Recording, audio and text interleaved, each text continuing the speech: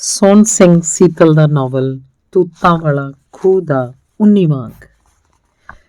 ਭਗਤ ਸਿੰਘ ਦੇ ਜਨਮ ਦੀ ਤਰੀਕ ਮੈਨੂੰ ਯਾਦ ਨਹੀਂ, ਸ਼ਾਇਦ 11 ਨਵੰਬਰ 1907 ਤੇ ਸ਼ਹੀਦ ਹੋਣ ਵੇਲੇ ਉਹਦੀ ਉਮਰ 24 ਸਾਲ ਤੋਂ ਘੱਟ ਹੀ ਸੀ। ਉਹਨਾਂ ਦਾ ਪਿਛਲਾ ਪਿੰਡ ਖਟਕੜ ਕਲਾਂ ਜਿਹੜਾ ਜਲੰਧਰ ਦੁਆਬੇ 'ਚ ਹੈ, ਪਰ ਉਹਨਾਂ ਦਾ ਪਰਿਵਾਰ ਲਾਇਲਪੁਰ ਚੱਕ ਨੰਬਰ 5 ਬੰਗਾ ਗੁਗੇਰਾ ਬ੍ਰਾਂਚ ਮੁਰੱਬਿਆਂ 'ਚ ਰਹਿੰਦਾ ਸੀ। ਉੱਥੇ ਭਗਤ ਸਿੰਘ ਦਾ ਜਨਮ ਹੋਇਆ। ਜੱਟ ਨੇ ਸ਼ਾਇਦ ਬਾਬੇ ਕਾਲੀ ਦੀ ਗੱਲ ਰਾਹੋਂ ਟੋਕ ਕੇ ਮਿਲਖਾ ਸਿੰਘ ਨੇ ਬੇਮੌਕਿਆ ਸਵਾਲ ਪੁੱਛਿਆ।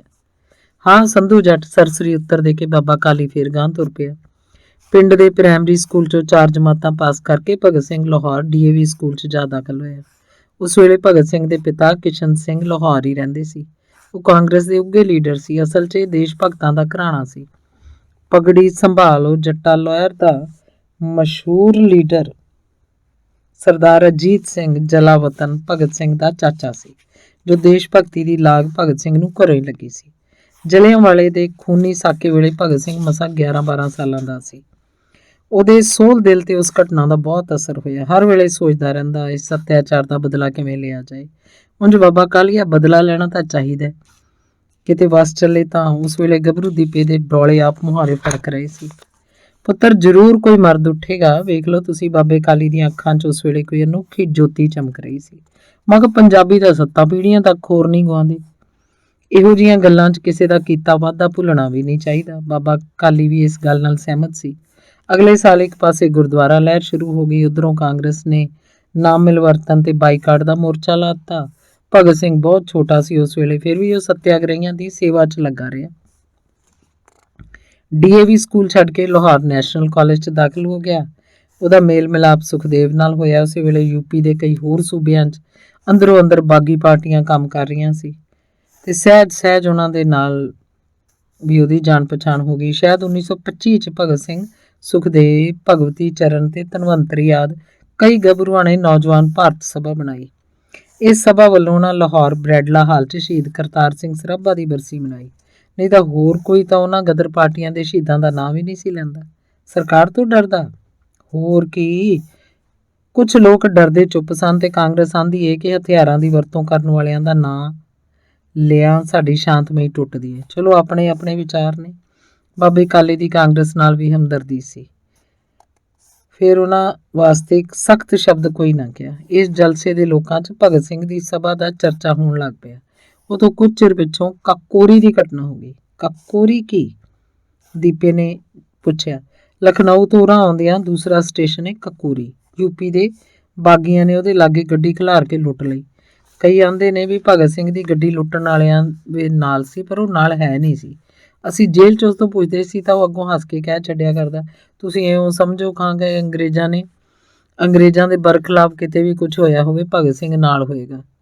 ਉਹ ਬੜਾ, ਤੁਸੀਂ ਜੇਲ੍ਹ 'ਚ ਉਹਦੇ ਨਾਲ ਰਹੇ ਹੋ? ਸੱਜਣ ਸਿੰਘ ਨੇ ਸ਼ਰਧਾ ਨਾਲ ਪੁੱਛਿਆ। ਮੈਂ ਉਦੋਂ ਨਮਕ ਸੱਤਿਆਗ੍ਰਹਿ 'ਚ ਕੈਦ ਸੀ। ਭਗਤ ਸਿੰਘ ਤੇ ਉਹਦੇ ਸਾਥੀ ਵੱਖਰੀਆਂ ਕੋਠੜੀਆਂ 'ਚ ਬੰਦ ਸੀ, ਪਰ ਕਦੇ ਕਦਾਈ ਦਰਸ਼ਨ ਮੇਲੇ ਹੋਈ ਜਾਂਦੇ। ਬੜਾ ਸੋਹਣਾ, ਉੱਚਾ, ਲੰਮਾ, ਦਰਸ਼ਨੀ ਜਵਾਨ ਸੀ। ਬਾਬੇ ਕਾਲੀ ਦੀਆਂ ਅੱਖਾਂ 'ਚ ਉਸ ਵੇਲੇ ਭਗਤ ਸਿੰਘ ਦੀ ਤਸਵੀਰ ਫਿਰ ਰਹੀ ਸੀ। ਕਾਕੋਰੀ ਘਟਨਾ ਵੇਲੇ ਭਗਤ ਸਿੰਘ ਕਾਨਪੁਰ ਸੀ। ਮਿੱਤਰਾਂ ਦੇ ਕਹਿਣ ਤੇ ਉਹ ਪੰਜਾਬ ਨੂੰ ਆ ਗਿਆ। ਅਗਲੇ ਦੁਸਹਿਰੇ ਦੇ ਮੇਲੇ ਤੇ ਲਾਹੌਰ ਭੀੜ 'ਚ ਇੱਕ ਬੰਬ ਫਟ ਗਿਆ।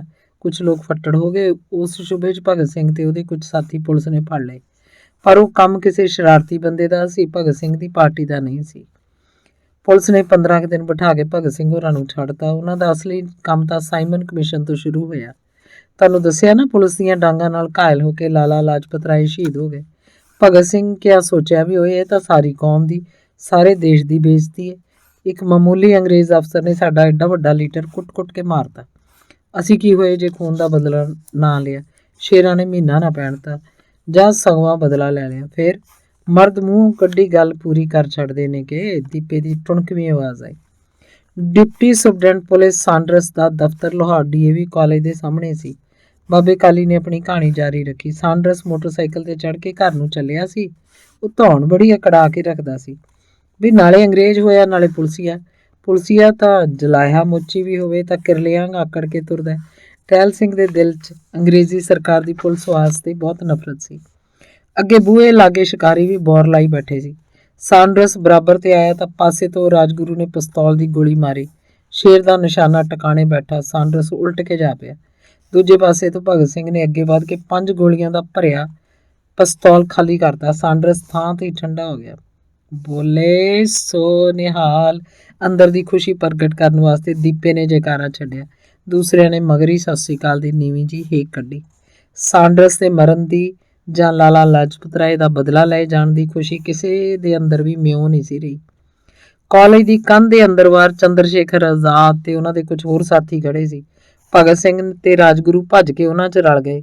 ਗੋਲੀਆਂ ਦੀ ਆਵਾਜ਼ ਸੁਣ ਕੇ ਦਫ਼ਤਰ 'ਚੋਂ ਨਿਕਲ ਕੇ ਬਹੁਤ ਸਾਰੇ ਪੁਲਿਸ ਦੇ ਬੰਦੇ ਮਗਰ ਗਏ। ਭਗਤ ਸਿੰਘ ਹੋਰਾਂ ਅੱਗੋਂ ਸਾਵੀਆਂ ਗੋਲੀਆਂ ਚਲਾਈਆਂ। ਇੱਕ ਪੁਲਿਸ ਦਾ ਬੰਦਾ ਹੋਰ ਤਾਂ ਰਿਹਾ। ਉਹ ਸ਼ੇਰ ਦੀ ਮੁੱਛ ਨੂੰ ਹੱਥ ਪਾਉਣਾ ਕੋਈ ਖਾਲਾ ਜੀ ਦਾ ਵਾੜਾ ਹੈ, ਮਿਲਖਾ ਸਿੰਘ ਨੇ ਕਿਹਾ। ਭਗਤ ਸਿੰਘ, ਰਾਜਗੁਰੂ, ਚੰਦਰ ਸ਼ੇਖਰ ਕਾਲਜ ਵਿੱਚ ਦੀ ਬਚ ਕੇ ਨਿਕਲ ਗਏ।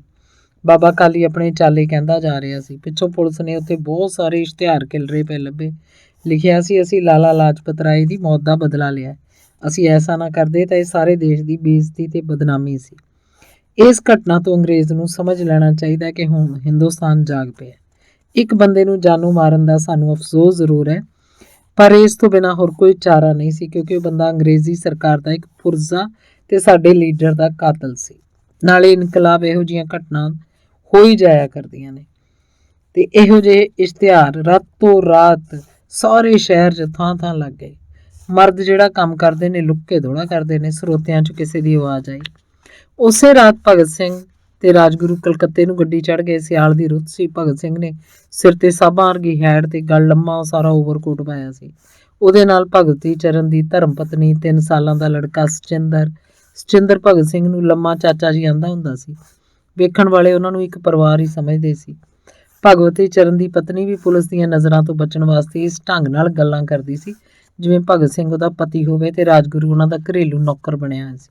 ਮੈਂ ਕਿਹਾ ਬਿਜਲਾ ਸਿਉਂ ਵਾਂਗ ਭੇਸ ਬਦਲ ਕੇ ਨਿਕਲ ਗਏ ਕਿ ਦੀਪੇ ਨੇ ਕਿਸੇ ਵੇਲੇ ਸੁਣੀ ਕਹਾਣੀ ਦੇ ਨਾਇਕ ਦਾ ਹਵਾਲਾ ਕੀਤਾ। ਰਾਜਗੁਰੂ ਲਖਨਊ ਤੋਂ ਨਿਕਲ ਗਿਆ। ਭਗਤ ਸਿੰਘ ਕਲਕੱਤੇ ਜਾ ਪਹੁੰਚਾ। 3.5 ਮਹੀਨੇ ਪੁਲਿਸ ਢਿੱਲ ਲਾ ਰਹੀ। ਸਾਰਾ ਦੇਸ਼ ਛਾਣ ਮਾਰਿਆ। ਭਗਤ ਸਿੰਘ ਨਾ ਫੜਿਆ ਗਿਆ। ਅੰਤ ਉਹ ਆਪ ਹੀ ਪ੍ਰਗਟ ਹੋਇਆ। ਹੋਰ ਉਹ ਲੁੱਕ ਕੇ ਬਹਿਣ ਵਾਲਾ ਥੋੜਾ ਸੀ। ਦੀਪਾ ਇੱਕ ਅਜਿਹਾ ਸਰੋਤਾ ਸੀ ਜੋ ਤੋੜੇ ਤੇ ਆਈ ਗੱਲ ਦਾ ਉੱਤਰ ਦੇਣੋਂ ਰੁਕ ਨਹੀਂ ਸੀ ਸਕਦਾ। ਭਗਤ ਸਿੰਘ ਪਾਰਟੀ ਨੇ ਦਿੱਲੀ ਦੀ ਵੱਡੀ ਅਸੈਂਬਲੀ 'ਚ ਬੰਬ ਸੁੱਟਣ ਦਾ ਪ੍ਰੋਗਰਾਮ ਬਣਾਇਆ। ਆਗਰੇ 'ਚ ਉਹਨਾਂ ਬੰਬ ਬਣਾਉਣ ਦਾ ਇੱਕ ਗੁਪਤ ਕਾਰਖਾਨਾ ਬਣਾਇਆ ਸੀ। ਬੰਬ ਸੁੱਟਣ ਦੀ ਡਿਊਟੀ ਲੱਗੀ ਭਗਤ ਸਿੰਘ ਦੀ BK ਦੱਤ ਦੀ। ਪੂਰਾ ਨਾਂ ਤਾਂ ਉਹਦਾ ਬੁਕਤੇਸ਼ਵਰ ਦੱਤ ਸੀ, ਪਰ ਆਂਦੇ ਉਹਨੂੰ ਸਾਰੇ BK ਦੱਤ ਸੀ। ਬਾਬਾ ਕਾਲੀਆ, ਅਫਰੀਨ ਨੇ ਤੇਰੇ ਚੇਤੇ ਦੀ, ਗਹਿਣੇ ਨੇ ਤਾਰੀਫ ਵਜੋਂ ਕਿਹਾ।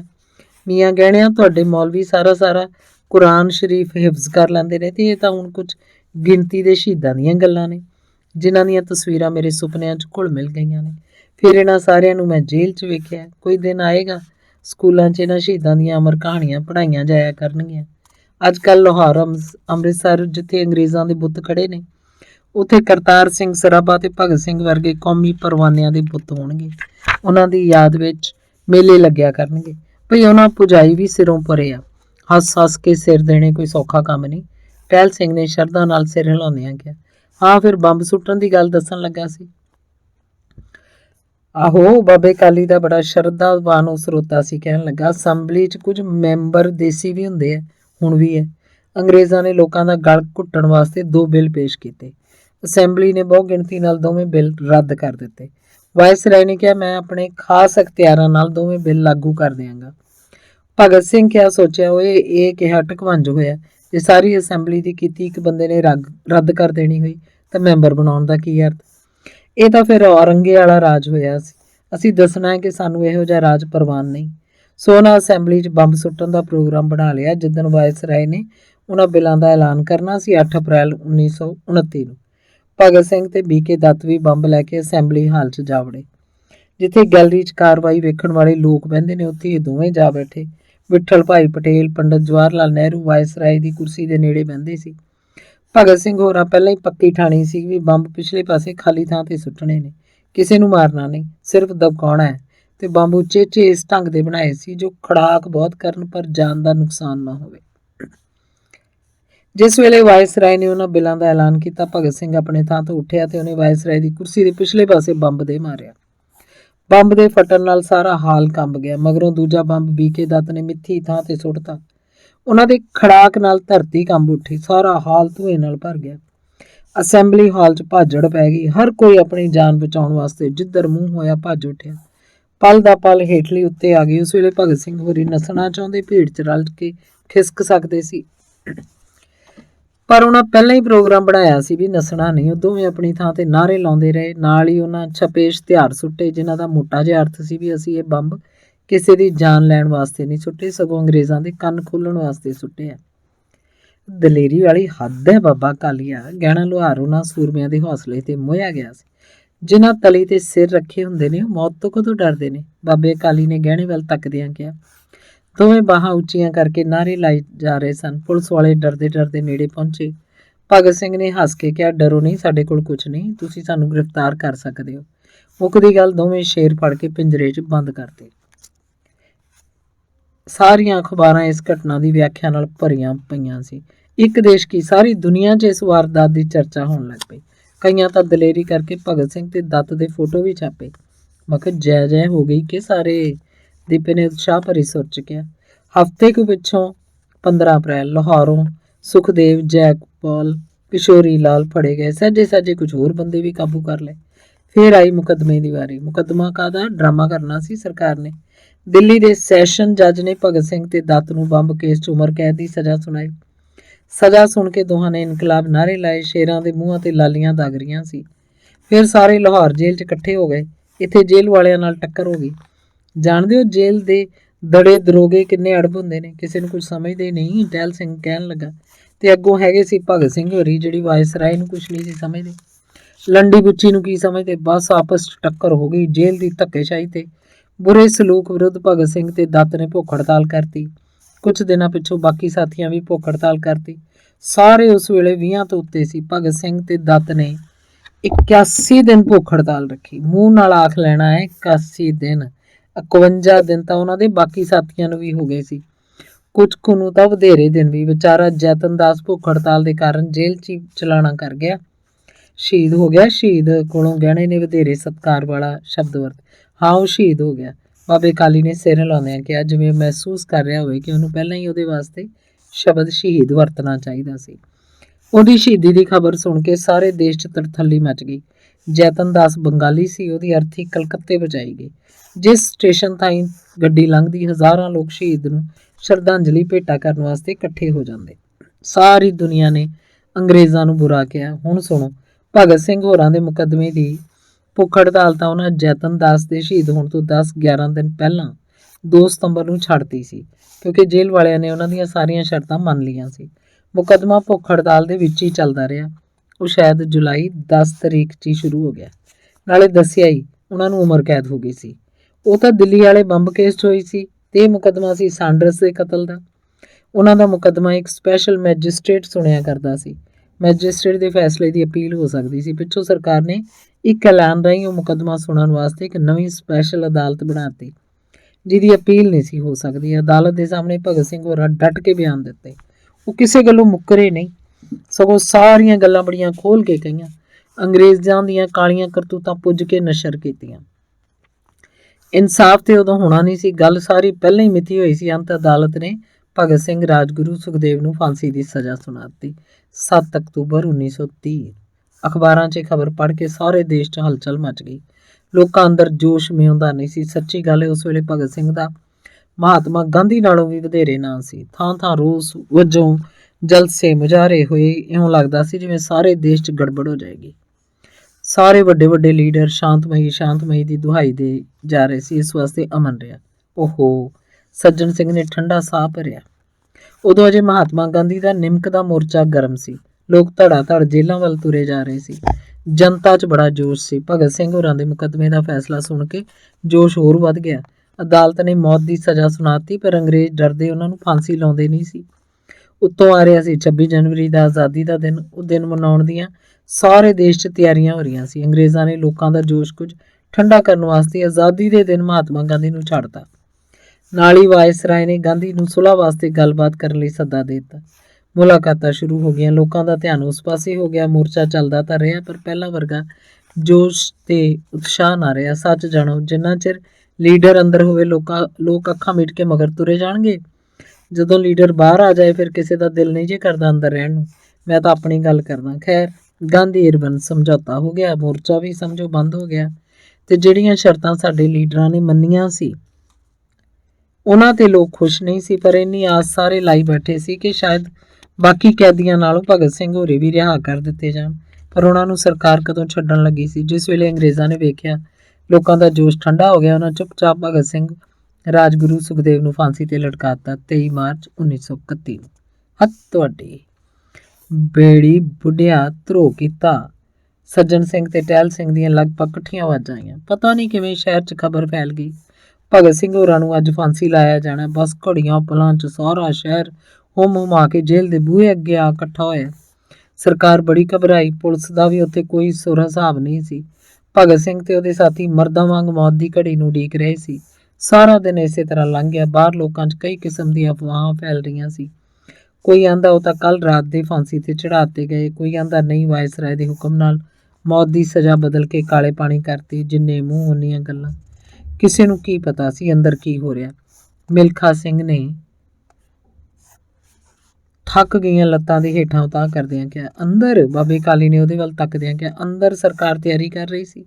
ਸਾਰਾ ਦਿਨ ਜੇਲ੍ਹ ਦੇ ਕੈਦੀ ਬਾਰਕਾਂ 'ਚ ਡੱਕੇ ਰਹੇ। ਰਾਤ ਪੈ ਗਈ, ਹਨੇਰਾ ਹੋ ਗਿਆ। ਉਸੇ ਵੇਲੇ ਉਹਨਾਂ ਤਿੰਨਾਂ ਨੂੰ ਕੋਠੜੀਆਂ 'ਚੋਂ ਬਾਹਰ ਕੱਢਿਆ। ਸ਼ੇਰਾਂ ਦੇ ਇਨਕਲਾਬ ਜਿੰਦਾਬਾਦ ਦੇ ਨਾਅਰੇ ਗੂੰਜੇ ਤਾਂ ਕਈ ਹੋਰ ਕੋਠੜੀਆਂ 'ਚੋਂ ਵੀ ਨਾਅਰੇ ਦੀ ਮੋੜਵੀਂ ਆਵਾਜ਼ ਆਈ। ਬਹੁਤ ਸਾਰੇ ਹੋਰ ਕੈਦੀ ਵੀ ਨਾਅਰੇ ਲਾ ਰਹੇ ਸੀ। ਉਹਨਾਂ ਤਿੰਨਾਂ ਨੂੰ ਫਾਂਸੀ ਦੇ ਤਖਤਿਆਂ ਕੋਲ ਲਿਜਾ ਖਿਲਾਰਿਆ।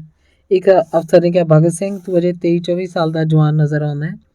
ਹੋਰ 10 ਮਿੰਟ ਤੱਕ ਤੇਰੀ ਜ਼ਿੰਦਗੀ ਖਤਮ ਹੋ ਜਾਏਗੀ। ਕਿ ਜੋ ਕੁਛ ਤੂੰ ਕੀਤਾ ਹੈ ਉਹਦਾ ਸਿੱਟਾ ਜੋ ਹੋ ਰਿਹਾ ਤੈਨੂੰ ਇਹ ਤੇ ਅਫਸੋਸ ਨਹੀਂ? ਸੁਣ ਕੇ ਭਗਤ ਸਿੰਘ ਦਾ ਚਿਹਰਾ ਲਾਲ ਹੋ ਗਿਆ। ਉਹਨੇ ਅੱਗੋਂ ਸ਼ੇਰ ਵਾਂਗ ਗਰਜ ਕੇ ਕਿਹਾ, ਦੇਸ਼ ਦੀ ਆਜ਼ਾਦੀ ਵਾਸਤੇ ਅਸੀਂ ਜੋ ਕੁਝ ਕੀਤਾ ਸਾਨੂੰ ਉਸ ਤੇ ਮਾਣ ਹੈ। ਮੈਂ ਆਉਂਦੇ ਸਾਲ ਨੂੰ ਦੂਜਾ ਜਨਮ ਲੈ ਕੇ 15-16 ਵਰ੍ਹਿਆਂ 'ਚ ਫਿਰ ਜਵਾਨ ਹੋ ਜਾਵਾਂਗਾ। ਉਦੋਂ ਤੱਕ ਅੰਗਰੇਜ਼ ਸਾਡਾ ਮੁਲਕ ਛੱਡ ਕੇ ਨਾ ਗਏ ਤਾਂ ਅਸੀਂ ਫਿਰ ਉਹਨਾਂ ਨਾਲ ਇਸੇ ਤਰ੍ਹਾਂ ਲੜਾਂਗੇ। ਸੱਚੇ ਆਸ਼ਕ ਸੀ ਉਹ, ਆਜ਼ਾਦੀ ਦੇ ਸੱਚੇ ਆਸ਼ਕ। ਤਿੰਨਾਂ 'ਚੋਂ ਘੱਟ ਕੇ ਨੂੰ ਕਹੀਏ, ਸਾਰੇ ਦੇਸ਼ ਦੇ ਚਮਕਦੇ ਹੀਰੇ ਸੀ। ਤਖਤੇ ਦੇ ਖਲੋ ਕੇ ਉਹਨਾਂ ਸਾਰੇ ਜ਼ੋਰ ਨਾਲ ਇਨਕਲਾਬ ਦੇ ਨਾਅਰੇ ਲਾਏ, ਆਪਣੀ ਹੱਥੀਂ ਫਾਂਸੀ ਦੇ ਰੱਸੇ ਗਲਾਂ 'ਚ ਪਾਏ। ਰਾਤ ਦੇ ਹਨੇਰੇ 'ਚ ਜ਼ਾਲਮ ਸਰਕਾਰ ਨੇ ਤਿੰਨਾਂ ਨੂੰ ਸ਼ਹੀਦ ਕਰਤਾ। ਸਾਰੇ ਸਰੋਤੇ ਸਿਰ ਹਿਲਾ ਰਹੇ ਸੀ, ਕਈਆਂ ਦੀਆਂ ਅੱਖਾਂ 'ਚ ਪਾਣੀ ਆ ਗਿਆ ਸੀ।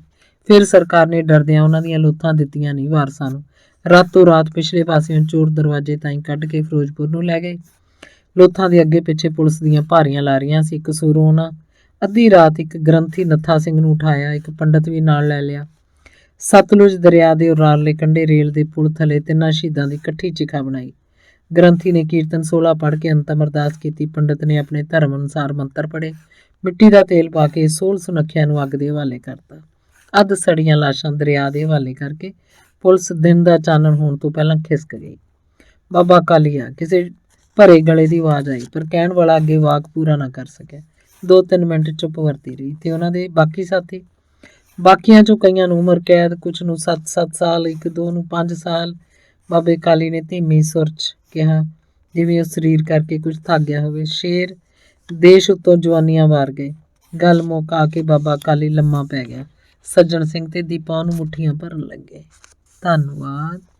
ਅੰਗ 20ਵਾਂ। ਧੰਨੇ ਸ਼ਾਹ ਦੀ ਕਿਰਪਾ ਨਾਲ ਪੀਰੂ ਵਾਲੇ ਦੀ ਨੰਬਰਦਾਰੀ ਦਾ ਮੁਕੱਦਮਾ ਮਜ਼੍ਹਬੀ ਮਸਲਾ ਬਣ ਗਿਆ। ਧੰਨੇ ਸ਼ਾਹ ਨੇ ਆਪਣੇ ਨੌਕਰ ਬਿੱਲੂ ਨੂੰ ਸਿਖਾ ਕੇ ਮੁਸਲਿਮ ਲੀਗ ਦੇ ਆਗੂਆਂ ਕੋਲ ਭੇਜਿਆ। ਉਸ ਵੇਲੇ ਕਸੂਰ 'ਚ ਮੁਸਲਿਮ ਲੀਗ ਦਾ ਕੰਮ ਕਰਨ ਵਾਲਾ ਬੰਦਾ ਫਜ਼ਲ ਹੱਕ ਸੀ।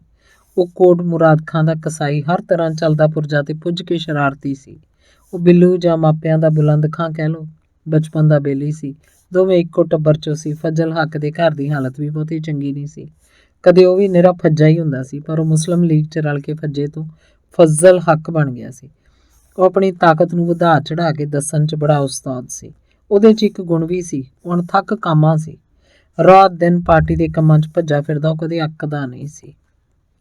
ਜਿੱਥੇ ਉਹ ਛੋਟਿਆਂ ਤੇ ਦਬਾਅ ਪਾਉਣਾ ਜਾਣਦਾ ਸੀ, ਉੱਥੇ ਆਪਦੇ ਵੱਡਿਆਂ ਦੀ ਖੁਸ਼ਾਮਦ ਕਰਨ 'ਚ ਵੀ ਤਾਕ ਸੀ। ਵੱਡੇ ਅਮੀਰ ਸੁੱਖ ਰਹਿਣੇ ਲੀਡਰਾਂ ਦੇ ਦਿਲਾਂ 'ਚ ਥਾਂ ਬਣਾਉਣ ਦਾ ਹੁਨਰ ਉਹਨੂੰ ਆਉਂਦਾ ਸੀ।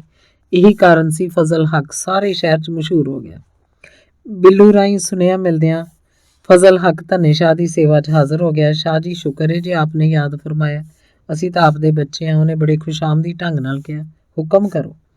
ਮੀਆਂ ਫਜ਼ਲ ਹੱਕ ਜੀ, ਲੋੜ ਵੇਲੇ ਧੰਨੇ ਸ਼ਾਹ ਛੋਟੇ ਤੋਂ ਛੋਟੇ ਬੰਦੇ ਨੂੰ ਵੀ ਬੜਾ ਸਤਿਕਾਰ ਨਾਲ ਬੁਲਾਉਂਦਾ ਸੀ। ਤੁਸੀਂ ਬਿੱਲੂ ਕੋਲੋਂ ਸਾਰੀ ਗੱਲਬਾਤ ਸੁਣ ਲਈ ਹੋਏਗੀ।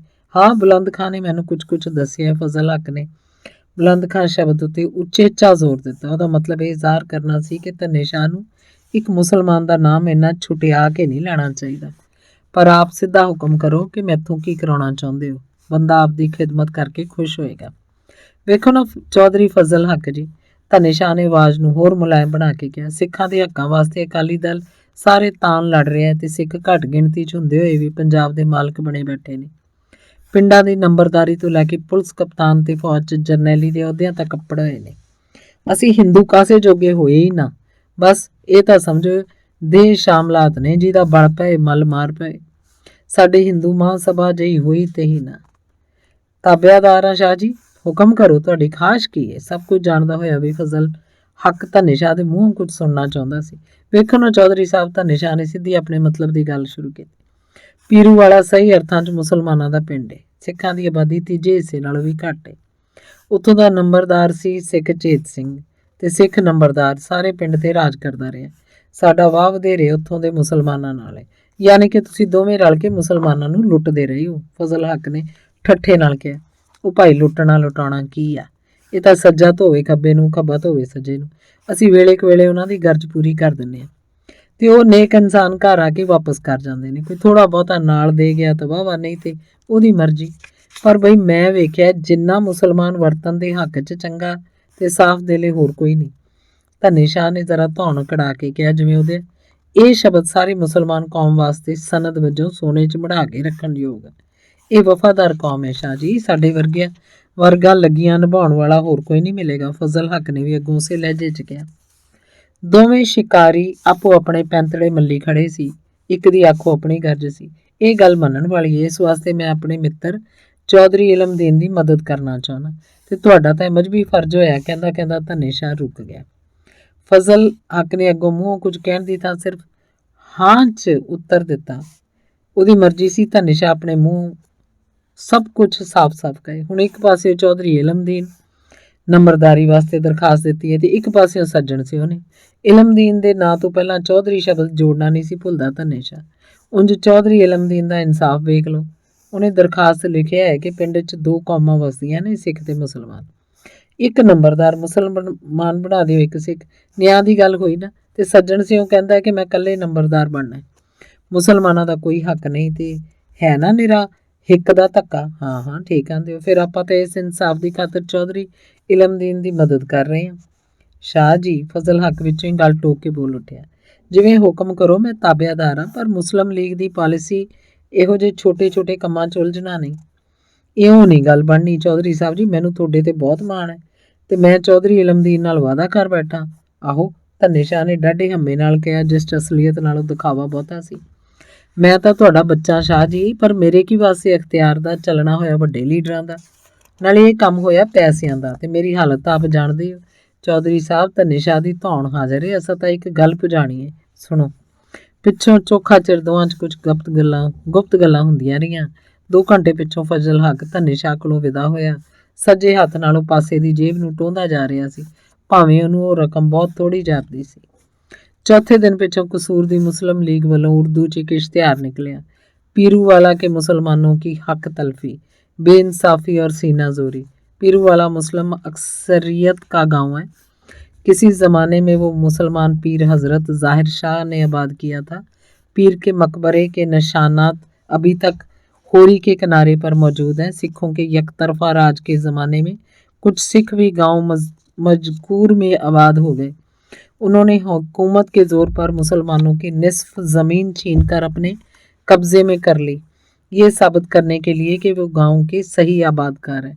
उन्होंने पीर का मकबरा गिरा दिया और बुजुर्गों की समाधि मशहूर कर दी। अब वो उस जगह के जठेरे कहकर उसकी पूजा करते हैं। क्या इस मकरूह काम से हज़रत पीर ज़ाहिर शाह की रूह तड़पती नहीं होगी? और क्या इस धक्केशाही के को इस्लाम पर हमला समझने में हम हक बजानब नहीं है? और सुनिए, अंग्रेज़ों ने सिखों को खुश करने के लिए गांव मजकूर का नंबरदार एक सिख को बना रखा था। कुछ अरसा हुआ वो नंबरदार फौत हो चुका है। अब नंबरदारी के लिए 2 उम्मीदवार अदालत में हैं। एक तो सज्जन सिंह नामे सिख है और एक गांव का बावकार आदमी चौधरी इलमदीन। चौधरी इलमदीन का मुतालबा बड़ा वाजिब और इंसाफ पर मतनी है। हम सरकार को वाजा कर देना चाहते हैं कि मुकदमे का फैसला सोच समझ कर किया जाए। हम मानते हैं मौजा पीरूवाला की नंबरदारी पर सिखों का कोई हक नहीं, क्योंकि गांव में मुसलमानों की अक्सरियत है। इश्तिहार ਦੇ ਹੇਠਾਂ ਸੈਕਟਰੀ ਮੁਸਲਿਮ ਲੀਗ ਕਸੂਰ ਦੇ ਦਸਖਤ ਸਨ। ਇਸ਼ਤਿਹਾਰ ਸ਼ਹਿਰ ਕਸੂਰ ਦੇ ਪੀਰੂ ਵਾਲੇ ਪਿੰਡ ਦੀਆਂ ਕੰਧਾਂ ਤੇ ਲਾਇਆ ਗਿਆ। ਇਸ਼ਤਿਹਾਰ ਦੀ ਭੜਕਾਊ ਬੋਲੀ ਨੇ ਅੰਧ ਵਿਸ਼ਵਾਸੀ ਲੋਕਾਂ ਤੇ ਕਾਫੀ ਅਸਰ ਕੀਤਾ। ਉਤੋਂ ਅਗਲੇ ਸ਼ੁੱਕਰਵਾਰ ਫਜ਼ਲ ਹੱਕ ਸ਼ਹਿਰ ਦੇ ਇੱਕ ਮੌਲਵੀ ਨੂੰ ਨਾਲ ਲੈ ਕੇ ਪੀਰੂ ਵਾਲੇ ਆ ਧਮਕਿਆ। ਪਹਿਲਾਂ ਫਜ਼ਲ ਹੱਕ ਨੇ ਸਭ ਨੂੰ ਇਸ਼ਤਿਹਾਰ ਪੜ੍ਹ ਕੇ ਸੁਣਾਇਆ, ਫਿਰ ਉਹਨੇ ਉਹਦੀ ਵਿਆਖਿਆ ਕਰਦਿਆਂ ਦੱਸਿਆ ਕਿ ਉਹਨਾਂ ਸਾਹਮਣੇ ਸਿਰਫ ਇੱਕ ਪਿੰਡ ਦੀ ਨੰਬਰਦਾਰੀ ਦਾ ਹੀ ਸਵਾਲ ਨਹੀਂ, ਸਗੋਂ ਪਾਕਿਸਤਾਨ ਬਣਨ ਵੇਲੇ ਫੈਸਲਾ ਇਸੇ ਗੱਲ ਤੇ ਹੋਣਾ ਹੈ ਕਿ ਇਸ ਇਲਾਕੇ 'ਚ ਮੁਸਲਮਾਨ ਨੰਬਰਦਾਰ ਕਿੰਨੇ ਹਨ ਤੇ ਗੈਰ ਮੁਸਲਮਾਨ ਕਿੰਨੇ। ਫਿਰ ਉੱਠਿਆ ਮੌਲਵੀ ਸੈਫੂਦੀਨ। ਉਹਦੀ ਤਕਰੀਰ ਪਹਿਲਾਂ ਨਾਲੋਂ ਵੀ ਵਧੇਰੇ ਭੜਕਾਊ ਤੇ ਜ਼ਹਿਰੀਲੀ ਸੀ। ਉਹਨੇ ਮੁਸਲਮਾਨ ਪੈਗੰਬਰਾਂ ਤੇ ਸ਼ਹੀਦਾਂ ਦੀਆਂ ਕੁਰਬਾਨੀਆਂ ਦੇ ਵਾਸਤੇ ਪਾ ਕੇ ਕਿਹਾ, ਦੇਖੋ मुसलमान मुजाहिदों, आपको बुजुर्गों ने हजार कुर्बानियां करके इस मुल्क में मुस्लिम हुकूमत कायम की थी। बदकिस्मती से हमारे नुमाइंदों में फूट पड़ गई और सिखों ने धोखे से हमारा राज छीन लिया। उसके बाद अंग्रेज़ आए, उन्होंने भी सिखों की मदद की और हमारे हकूक़ को नज़रअंदाज किया। इस गांव का नंबरदार मुसलमान होना चाहिए। हज़रत साहिब शरा में फरमाते हैं, जो मुसलमान होकर मुसलमानों के हकूक़ के लिए नहीं लड़ता वो मुसलमान नहीं। याद रखिए, अगर आपने इस सवाब के काम में चौधरी इलमदीन की मदद ना की तो खुदा के घर में तुम्हें काफिर होने का फतवा दिया जाएगा। होर भी जिन्ना ज़ाहिर तो उगलिया गया, उन्हें कसर ना छड़ी। एक दिन उची उन्हें सिखा नालों मुसलमानों के दिल दूर कर दिते। उसे वेले मुस्लिम लीग ने अजे वखरा मुल्क लैण दा पार्टी के तौर पर ऐलान नहीं सी कीता। फजल हक ते मौलवी ने रात पीरू वाले दी ही कट्टी। अगले दिन इलमदीन ਨੂੰ ਨਾਲ ਲੈ ਕੇ ਧੰਨੇ ਸ਼ਾਹ ਦੀ ਆੜਤ ਤੇ ਜਾ ਪਹੁੰਚੇ। ਇਸ਼ਤਿਹਾਰਾਂ ਆਦਿ ਖਰਚ ਵਜੋਂ 100 ਦਾ ਨੋਟ ਫਜ਼ਲ ਹੱਕ ਦੀ ਜੇਬ 'ਚ ਚਲਾ ਗਿਆ ਤੇ ਇਲਮਦੀਨ ਨੇ ਧੰਨੇ ਸ਼ਾਹ ਦੀ ਵਹੀ ਤੇ ਅੰਗੂਠਾ ਲਾਤਾ। ਇਲਮਦੀਨ ਨਾਲ ਫਜ਼ਲ ਹੱਕ ਨੇ ਇਕਰਾਰ ਕੀਤਾ ਕਿ ਅਗਲੇ ਜੁਮੇ ਨੂੰ ਇੱਕ ਹੋਰ ਮੌਲਵੀ ਤੇ ਮੁਸਲਿਮ ਲੀਗ ਦੇ ਆਲਾ ਲੀਡਰ ਨੂੰ ਨਾਲ ਲੈ ਕੇ ਆਏਗਾ। ਪਿੰਡ 'ਚ ਤਾਂ ਮੁਸਲਿਮ ਲੀਗੀਆਂ ਦੇ 2-3 ਫੇਰੇ ਵੱਜਣ ਪਿੱਛੋਂ ਅਕਾਲੀਆਂ ਨੂੰ ਪਤਾ ਲੱਗਾ ਤਾਂ ਉਹ ਵੀ ਜੱਥਾ ਬਣਾ ਕੇ ਸੱਜਣ ਸਿੰਘ ਦੇ ਘਰ ਆ ਧਮਕੇ। ਇਲਾਕੇ ਦੇ 10-12 ਅਕਾਲੀ ਦਿਨ ਛਿਪਦੇ ਨਾਲ ਸੱਜਣ ਸਿੰਘ ਦੇ ਘਰ ਆਏ। ਸੱਜਣ ਸਿੰਘ ਨੂੰ ਨਾ ਆਉਣ ਦੀ ਖਬਰ ਸੀ, ਨਾ ਆਸ ਤੇ ਲੋੜ, ਤੇ ਉਹ ਬਿਨ ਬੁਲਾਏ ਮਹਿਮਾਨ ਫਤਿਹ ਬੁਲਾ ਕੇ ਮੰਜਿਆ ਤੇ ਆ ਸਜੇ। ਆਓ ਜਥੇਦਾਰ ਜੀ, ਕਿਵੇਂ ਦਰਸ਼ਨ ਦਿੱਤੇ? ਸੱਜਣ ਸਿੰਘ ਨੇ ਫਤਿਹ ਬੁਲਾਉਣ ਪਿੱਛੋਂ ਭੂਰਿਆਂ ਵਾਲੇ ਬੁੱਢੇ ਅਕਾਲੀ ਸੁੰਦਰ ਸਿੰਘ ਨਾਲ ਹੱਥ ਮਿਲਾਉਂਦੇ ਆ ਬੱਚੇ। ਉਹ ਤੂੰ ਪੁੱਛਦਾ ਕਿਵੇਂ ਦਰਸ਼ਨ ਦਿੱਤੇ? ਸੁੰਦਰ ਸਿੰਘ ਨੇ ਮੱਥੇ ਤੇ ਤਿਉੜੀ ਪਾ ਕੇ ਕਿਹਾ, ਅਸੀਂ ਤੇਰੀ ਥਾਂ ਸਿਰ ਦੇਣ ਲਈ ਤਿਆਰ ਹੋ ਕੇ ਆਏ ਹਾਂ ਤੇ ਤੈਨੂੰ ਸਾਡੇ ਦਰਸ਼ਨਾਂ ਦੀ ਹੀ ਪਤਾ ਨਹੀਂ। ਮਿਹਰਬਾਨੀ ਤੁਹਾਡੀ। ਪਰ ਸੱਜਣ ਸਿੰਘ ਨੇ ਹੱਥ ਮਲਦਿਆਂ ਕਿਹਾ, ਉਹ ਆਉਣ ਵਾਲਿਆਂ ਦਾ ਅਤਪਚਦ ਮਤਲਬ ਸਮਝ ਗਿਆ। ਉਹ ਮਿਹਰਬਾਨੀ ਕਾਹਦੀ? ਅਸਾਂ ਕਿਸੇ ਸਿਰ ਸਾਨ ਕਰਨਾ ਹੈ, ਇਹ ਤਾਂ ਪੰਥ ਦਾ ਕੰਮ ਹੋਇਆ। ਸੁੰਦਰ ਸਿੰਘ ਨੇ ਬੜੇ ਰੋਹ ਪਾਊ ਲਹਿਜੇ 'ਚ ਕਿਹਾ, ਉਹ ਤਾਂ ਹਜ਼ੂਰ ਸਾਹਿਬ ਯਾਤਰਾ ਵਾਸਤੇ ਗਿਆ ਹੋਇਆ ਹੈ, ਜਥੇਦਾਰ ਕਰਮ ਸਿੰਘ ਤੇ ਬਾਬਾ ਕਾਲੀਆ। ਸੱਜਣ ਸਿੰਘ ਨੇ ਸਮਝਿਆ ਸ਼ਾਇਦ ਬਾਬੇ ਕਾਲੀ ਦੇ ਪ੍ਰਾਹੁਣੇ ਸਿਰਫ ਰਾਤ ਕੱਟਣ ਵਾਸਤੇ ਆਏ। ਤਾਂ ਹੀ ਸੁੰਦਰ ਸਿੰਘ ਨੇ ਸਿਰ ਹਿਲਾਉਂਦਿਆਂ ਕਿਹਾ, ਅਸੀਂ ਸੱਚਿਆ ਬਾਬਾ ਕਾਲੀ ਤਾਂ ਇੰਨੀ ਅਣਗਹਿਲੀ ਕਰਨ ਵਾਲਾ ਨਹੀਂ। ਉਹਨੇ ਝੱਟ ਸਾਨੂੰ ਖਬਰ ਦੇਣੀ ਸੀ। ਭਾਵੇਂ ਪਿਛਲੇ ਕਾਂਗਰਸ ਦੇ ਮੋਰਚੇ 'ਚ ਜਾ ਕੇ ਉਹ ਕੁਝ ਢਿੱਲੜ ਜਿਹਾ ਹੋ ਗਿਆ ਸੀ, ਫਿਰ ਵੀ ਉਹਨੇ ਕਾਲੀ ਮੋਰਚੇ ਲਈ ਬੜੀ ਕੁਰਬਾਨੀ ਕੀਤੀ ਹੈ। ਪਰ ਤੇਰੀ ਬੇਵਕੂਫੀ ਬਾਰੇ ਕੀ ਆਖੇ? ਤੂੰ ਸਾਡੇ ਕੋਲ ਬੇਨਤੀ ਕਿਉਂ ਨਾ ਕੀਤੀ? ਇਹ ਤਾਂ ਸਾਨੂੰ ਤੇਰੇ ਮਿੱਤਰ ਧੰਨੇ ਸ਼ਾਹ ਕੋਲੋਂ ਪਤਾ ਲੱਗਾ, ਨਹੀਂ ਤਾਂ ਸਾਡੇ ਸੁੱਤਿਆਂ ਹੀ ਭਾਵੇਂ। ਸੱਚੀ ਗੱਲ ਹੈ ਜਥੇਦਾਰਾ, ਮੈਂ ਤੁਹਾਡੀ ਗੱਲ ਪੂਰੀ ਤਰ੍ਹਾਂ ਸਮਝਿਆ ਨਹੀਂ। ਸੱਜਣ ਸਿੰਘ ਚਾਹੁੰਦਾ ਸੀ ਕਿਵੇਂ ਬਲਾ ਪਾਸੇ ਟਲ ਜਾਏ। ਉਹ ਸਾਡੀ ਗੱਲ ਸਮਝਿਆ ਨਹੀਂ। ਸੁੰਦਰ ਸਿੰਘ ਨੇ ਗੁੱਸੇ ਨਾਲ ਘੂਰੀ ਵੱਟ ਕੇ ਕਿਹਾ, ਲੋ ਸੁਣ ਲਓ ਜਥੇਦਾਰੋ, ਸਾਰੇ ਜਥੇਦਾਰੀ ਤਾਂ ਇਕੱਠੇ ਹੋ ਕੇ ਆਏ ਸੀ। ਉਹ ਇਹਦੇ 'ਚ ਗੁੱਸੇ ਹੋਣ ਵਾਲੀ ਕਿਹੜੀ ਗੱਲ ਹੈ? ਮੇਰੇ ਵਰਗੇ ਅਨਪੜ੍ਹ ਤੇ ਅਣਜਾਣ ਬੰਦੇ ਤੋਂ ਗਲਤੀ ਵੀ ਤਾਂ ਹੋ ਸਕਦੀ ਹੈ, ਤੁਸੀਂ ਜਰਾ ਧੀਰਜ ਨਾਲ ਸਮਝਾ ਦਿਓ। ਸੱਜਣ ਸਿੰਘ ਨੇ ਨਿਰਦੋਸ਼ ਦੋਸ਼ੀ ਵਾਂਗ ਧੀਮੀ ਸੁਰ 'ਚ ਕਿਹਾ, ਵੇਖ ਫਿਰ ਉਹੀ ਗੱਲ। ਸੁੰਦਰ ਸਿੰਘ ਨੇ ਪਹਿਲਾਂ ਨਾਲੋਂ ਵੀ ਉੱਚੀ ਆਵਾਜ਼ 'ਚ ਕਿਹਾ, ਫਿਰ ਤੇਰੇ ਯਾਰ ਦੇ ਸਮਝਾ ਅਸੀਂ ਦੇਈਏ। ਤੇਰੇ ਮੂਰਖਪਣੇ ਨੇ ਸਾਰੇ ਪੰਥ ਨੂੰ ਵਕਤ ਪਾਤਾ। ਅੱਛਾ, ਉਹ ਲੰਬਰਦਾਰੀ ਦੇ ਝਗੜੇ ਦੀ ਗੱਲ ਕਰਦੇ ਹੋ? ਸੱਜਣ ਸਿੰਘ ਨੇ ਐਸਾ ਭਾਵ ਪ੍ਰਗਟ ਕਰਦਿਆਂ ਕਿਹਾ ਜਿਵੇਂ ਪਹਿਲਾਂ ਸੱਚਮੁੱਚ ਹੀ ਅਸਲੀ ਗੱਲ ਨੂੰ ਨਹੀਂ ਸੀ ਸਮਝਿਆ। ਵੇਖ ਓਏ, ਮੈਨੂੰ ਗੁੱਸਾ ਚੜਾਉਣ ਡਿਆ ਹੋਇਆ। ਆਖੇ ਮਾਮੂਲੀ ਗੱਲ ਹੈ, ਇਸ ਤਰ੍ਹਾਂ ਤੇਰੇ ਵਰਗੇ ਪੰਥ ਦੀ ਕੰਡ ਲਵਾ ਦਿੰਦੇ ਨੇ, ਤੇ ਜੇ ਮਾਮੂਲੀ ਗੱਲ ਸੀ ਤਾਂ ਮੁਸਲਿਮ ਲੀਗੀਏ ਇੱਥੇ 10 ਵੇਰਾ ਕੀ ਲੈਣ ਆਏ ਨੇ?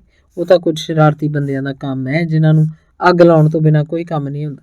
ਮੈਂ ਆਨਾ ਇਹਦੀ ਮੱਤ ਨੂੰ ਕੀ ਹੋ ਗਿਆ? ਸੁੰਦਰ ਸਿੰਘ ਨੇ ਸਾਥੀਆਂ ਵੱਲ ਝਾਕਦਿਆਂ ਕਿਹਾ, ਐਡਾ ਵੱਡਾ ਇਸ਼ਤਿਹਾਰ ਕਿਸੇ ਮਾਮੂਲੀ ਸ਼ਰਾਰਤੀ ਬੰਦੇ ਦਾ ਕੰਮ ਹੈ? ਸੁੰਦਰ ਸਿੰਘ ਨੇ ਜੇਬ 'ਚ ਉਰਦੂ ਦਾ ਇਸ਼ਤਿਹਾਰ ਕੱਢ ਕੇ ਸਾਹਮਣੇ ਖਿਲਾਰਤਾ। ਇਹ ਮੁਸਲਿਮ ਲੀਗ ਦੀ ਗਿਣੀ ਮਿੱਥੀ ਸਾਜ਼ਿਸ਼ ਹੈ। ਉਹ ਸਾਡੀਆਂ ਜੱਦੀ ਲੰਬੜਦਾਰੀਆਂ ਤੇ ਸਵੈਤਪੋਸ਼ੀਆਂ ਤੇ ਕਬਜ਼ਾ ਕਰਕੇ ਸਾਬਤ ਕਰਨਾ ਚਾਹੁੰਦੀ ਹੈ ਕਿ ਪੰਜਾਬ 'ਚ ਉਹਨਾਂ ਦੀ ਬਹੁਤ ਗਿਣਤੀ ਹੈ ਤੇ ਪੰਜਾਬ ਮੁਸਲਮਾਨਾਂ ਨੂੰ ਮਿਲਣਾ ਚਾਹੀਦਾ। ਦੀਪੇ ਚਾਹ ਧਰਦੇ ਜਥੇਦਾਰਾਂ ਵਾਸਤੇ ਕਿਸੇ ਬਹਾਨੇ ਵੀ ਮੁਸੀਬਤ ਨਾ ਟਲਦੀ ਵੇਖ ਕੇ ਸੱਜਣ ਸਿੰਘ ਨੇ ਘਰ 'ਚ ਹੁਕਮ ਦਿੱਤਾ, ਮੈਂ ਤਾਂ ਚਾਹ ਨਹੀਂ ਪੀਣੀ, ਰੋਟੀ ਪਿੱਛੋਂ ਦੁੱਧ ਦਾ ਗਲਾਸ ਜ਼ਰੂਰ ਚਾਹੀਦਾ, ਦਵਾਈ ਖਾਣੀ ਹੈ, ਸੌਣ ਲੱਗਿਆ। ਰਾਮ ਸਿੰਘ ਨੇ ਆਪਣਾ ਪ੍ਰੋਗਰਾਮ ਦੱਸਤਾ। ਉਹ ਕਿਤੇ ਵੀ ਜਾਵੇ ਆਪਣੇ ਖਾਣ ਪੀਣ ਦੇ ਮਸਲੇ 'ਚ ਬੜਾ ਚਤੰਨ ਰਹਿੰਦਾ ਸੀ। ਰਾਮ ਸਿੰਘ ਕਿਉਂ ਫਿਕਰ ਪੈ ਗਿਆ ਤੈਨੂੰ ਅਗੇਤਰਾ ਹੀ, ਕਿਸੇ ਭੁੱਖੇ ਨੰਗੇ ਘਰ ਨਹੀਂ ਬੈਠੇ ਹੋਏ ਤੁਸੀਂ, ਚਾਹ ਵੀ ਪੀ ਲਓ ਤੇ ਰੋਟੀ ਪਿੱਛੋਂ ਦੁੱਧ ਵੀ ਮਿਲ ਜਾਏਗਾ ਸਾਰਿਆਂ ਨੂੰ। ਸੁੰਦਰ ਸਿੰਘ ਨੂੰ ਖਤਰਾ ਪੈ ਗਿਆ ਸੀ ਵੀ ਸੱਜਣ ਸਿੰਘ ਕਿਤੇ ਇੱਕੇ ਆਦਮੀ ਜੋਗਾ ਹੀ ਦੁੱਧ ਦਾ ਪ੍ਰਬੰਧ ਨਾ ਕਰਦਾ ਹੋਵੇ। ਪਹਿਲਾਂ ਇੱਧਰ ਧਿਆਨ ਦਿਓ, ਅੰਗਰੇਜ਼ਾਂ ਨੇ ਮਹਾਰਾਜਾ ਦਲੀਪ ਸਿੰਘ ਤੋਂ ਪੰਜਾਬ ਅਮਾਨਤ ਵਜੋਂ ਲਿਆ ਸੀ। ਹੁਣ ਸਾਡੀ ਮੰਗ ਹੈ ਉਹ ਜਾਂਦੇ ਹੋਏ ਸਾਡਾ ਪੰਜਾਬ ਸਾਨੂੰ ਦੇ ਜਾਣ। ਸੋ ਪੰਥ ਨੂੰ ਫੈਸਲਾ ਕਰ ਲਿਆ ਵੀ ਮੁਸਲਿਮ ਲੀਗ ਨੂੰ ਹਰ ਗੱਲ ਦਾ ਜਵਾਬ ਇੱਟ ਦੀ ਥਾਂ ਪੱਥਰ ਨਾਲ ਦੇਣਾ ਹੈ। ਉਹਨੇ ਇੱਕ ਹੋਰ ਪੰਜਾਬੀ ਦਾ ਇਸ਼ਤਿਹਾਰ ਸਾਹਮਣੇ ਧਰਤਾ। ਉਹ ਪਹਿਲੇ ਉਰਦੂ ਦੇ ਇਸ਼ਤਿਹਾਰ ਨਾਲੋਂ ਆਕਾਰ 'ਚ ਛੋਟਾ ਸੀ। ਅਸੀਂ ਅਗਲੇ ਮਹੀਨੇ ਦੀ ਪਹਿਲੀ ਦੂਜੀ ਨੂੰ ਇੱਥੇ ਅਕਾਲੀ ਕਾਨਫਰੰਸ ਰੱਖ ਦਿੱਤੀ ਹੈ। ਮੁਸਲਿਮ ਲੀਗ ਨਾਲੋਂ ਸਾਡੇ ਬਹੁਤੇ ਲੀਡਰ ਇੱਥੇ ਇਕੱਠੇ ਹੋਣਗੇ। ਸੁੰਦਰ ਸਿੰਘ ਨੇ ਆਪਣੀ ਜੁੰਡਲੀ ਜਾਂ ਜਿਵੇਂ ਉਹ ਚਾਹੁੰਦਾ ਹੁੰਦਾ ਸੀ ਸਾਰ ਪੰਥ ਦਾ ਹੁਕਮ ਸੁਣਾਤਾ। ਜਥੇਦਾਰਾ ਐਡੇ ਵੱਡੇ ਕੰਮ ਬਾਰੇ ਤਾਂ ਸਾਡੇ ਪਿੰਡ ਨਾਲ ਸਲਾਹ ਕਰਨੀ ਪਏਗੀ ਪਹਿਲਾਂ। ਸੱਜਣ ਸਿੰਘ ਘਬਰਾ ਗਿਆ। ਅਸੀਂ ਸਲਾਹ ਕਿੱਥੋਂ ਲੈਣੀ ਹੋਈ, ਇਹ ਪੰਥ ਦਾ ਕੰਮ ਹੈ ਤੇ ਸਾਰੇ ਪਿੰਡ ਨੂੰ ਪੰਥ ਦਾ ਹੁਕਮ ਮੰਨਣਾ ਪਏਗਾ। ਜਿਹੜੀ ਗੱਲੋਂ ਤੂੰ ਡਰਦਾ ਹੈ ਖਰਚ ਵਾਸਤੇ ਇਲਾਕੇ 'ਚੋਂ ਉਗਰਾਹੀ ਕੀਤੀ ਜਾਏਗੀ ਤੇ ਤੁਸੀਂ ਪਿੰਡ ਵਾਲੇ ਆਏ 10 ਬੰਦਿਆਂ ਨੂੰ ਰੋਟੀਆਂ ਖਵਾਉਣ ਜੋਗੇ ਵੀ ਨਹੀਂ। ਲੋੜ ਪਈ ਤੇ ਇੱਥੇ ਜੈਤੋਂ ਵਾਂਗ ਮੋਰਚਾ ਲਾ ਦਿੱਤਾ ਜਾਏਗਾ। ਸੁੰਦਰ ਸਿੰਘ ਨੇ ਸਾਰੀਆਂ ਗੱਲਾਂ ਦਾ ਆਪ ਹੀ ਫੈਸਲਾ ਦੇ ਦਿੱਤਾ। 10 ਕੁ ਸਾਲ ਪਹਿਲਾਂ ਸੁੰਦਰ ਸਿੰਘ ਅਕਾਲੀ ਜਥਾ ਜ਼ਿਲ੍ਹਾ ਲਾਹੌਰ ਦਾ ਜਥੇਦਾਰ ਰਿਹਾ ਸੀ ਤੇ ਰਾਮ ਸਿੰਘ ਮੀਤ ਜਥੇਦਾਰ। ਉਹ ਤੋਂ ਪਿੱਛੋਂ ਅਕਾਲੀ ਦਲ ਦੀ ਚੋਣ ਹੁੰਦੀ ਰਹੀ ਤੇ ਇਲਾਕੇ ਦੇ ਜਥੇਦਾਰ ਬਦਲਦੇ ਰਹੇ। ਸੁੰਦਰ ਸਿੰਘ ਦੀ ਫੇਰ ਕਦੇ ਵਾਰੀ ਨਹੀਂ ਸੀ ਆਈ ਜਥੇਦਾਰ ਬਣਨ ਦੀ, ਪਰ ਉਹ ਇੱਕ ਵਾਰ ਜੋ ਜਥੇਦਾਰ ਰਹਿ ਚੁੱਕਾ ਸੀ ਇਸ ਵਾਸਤੇ ਆਪਣੇ ਆਪ ਨੂੰ ਸਾਰੀ ਉਮਰ ਵਾਸਤੇ ਜਥੇਦਾਰ ਸਮਝ ਬੈਠਾ ਸੀ। ਉਹਨਾਂ 10-15 ਆਦਮੀਆਂ ਦਾ ਆਪਣਾ ਇੱਕ ਪੱਕਾ ਜੱਥਾ ਬਣਿਆ ਹੋਇਆ ਸੀ ਤੇ ਉਹੀ ਉਹਨਾਂ ਵਾਸਤੇ ਪੰਥ ਸੀ। ਉਹ ਥੋੜਾ ਜਿਹਾ ਕਿਤੇ ਮੌਕਾ ਬਣਾ ਵੇਖਦੇ ਝੱਟ ਧਾਰਮਿਕ ਦੀਵਾਨ ਜਾਂ ਅਕਾਲੀ ਕਾਨਫਰੰਸ ਦਾ ਇਸ਼ਤਿਹਾਰ ਛਾਪ ਕੇ ਪਿੰਡੋਂ ਪਿੰਡ ਅਗਰਾਈ ਕਰਨੀ ਸ਼ੁਰੂ ਕਰ ਦਿੰਦੇ। ਉਹੀ ਗੱਲ ਹੋਈ ਨਾ, ਅਖੇ ਖਾਣ ਪੀਣ ਨੂੰ ਭਾਗ ਭਰੀ ਧੌਣ ਬਣਾਉਣ ਨੂੰ ਜਮਾ। ਅਸੀਂ ਪੰਥ ਵਾਸਤੇ ਕੁਰਬਾਨੀਆਂ ਕੀਤੀਆਂ ਨੇ, ਕਰਦੇ ਰਹਾਂਗੇ। ਅਸੀਂ ਕਿਸੇ ਦੇ ਭਰੋਸੇ ਦੇ ਪੰਥ ਦਾ ਕੰਮ ਨਹੀਂ ਛੱਡ ਸਕਦੇ। ਸੱਚਮੁੱਚ ਹੀ ਆਪਣੇ ਪੰਥ ਦਾ ਭਾਰ ਕਿਸੇ ਨੂੰ ਨਹੀਂ ਸਨ ਸੌਂਪ ਸਕਦੇ। ਹੈਰਾਨ ਹੋਣ ਵਾਲੀ ਗੱਲ ਨਹੀਂ, ਸ਼ਾਇਦ ਹਰ ਲਹਿਰ ਪਿੱਛੋਂ ਕੁਝ ਇਹੋ ਜਿਹੇ ਬੰਦੇ ਪਿੱਛੇ ਰਹਿ ਜਾਇਆ ਕਰਦੇ ਨੇ। ਅਕਾਲੀ ਦਲ ਨੇ ਕਦੇ ਆਜ਼ਾਦ ਪੰਜਾਬ ਦੀ ਗੱਲ ਛੇੜੀ ਸੀ, ਉਹਦੇ ਅਰਥ ਸਮਝੇ ਬਿਨਾਂ ਸੁੰਦਰ ਸਿੰਘ ਜੁੰਡਲੀ ਨੇ ਸਮਝ ਲਿਆ ਬਸ ਅੰਗਰੇਜ਼ਾਂ ਦੇ ਜਾਣ ਪਿੱਛੋਂ ਪੰਜਾਬ 'ਚ ਫਿਰ ਸਿੱਖਾਂ ਦਾ ਰਾਜ ਹੋਣ ਵਾਲਾ ਹੈ। ਕਈ ਵਾਰ ਉਹ ਆਪਸ 'ਚ ਬੈਠਿਆਂ ਸੋਚਿਆ ਕਰਦੇ, ਜਥੇਦਾਰ ਜੀ ਫਿਰ ਸਿੱਖਾਂ ਦਾ ਬਾਦਸ਼ਾਹ ਕਿਹੜਾ ਬਣੇਗਾ ਤੇ ਵਜ਼ੀਰ ਕੌਣ।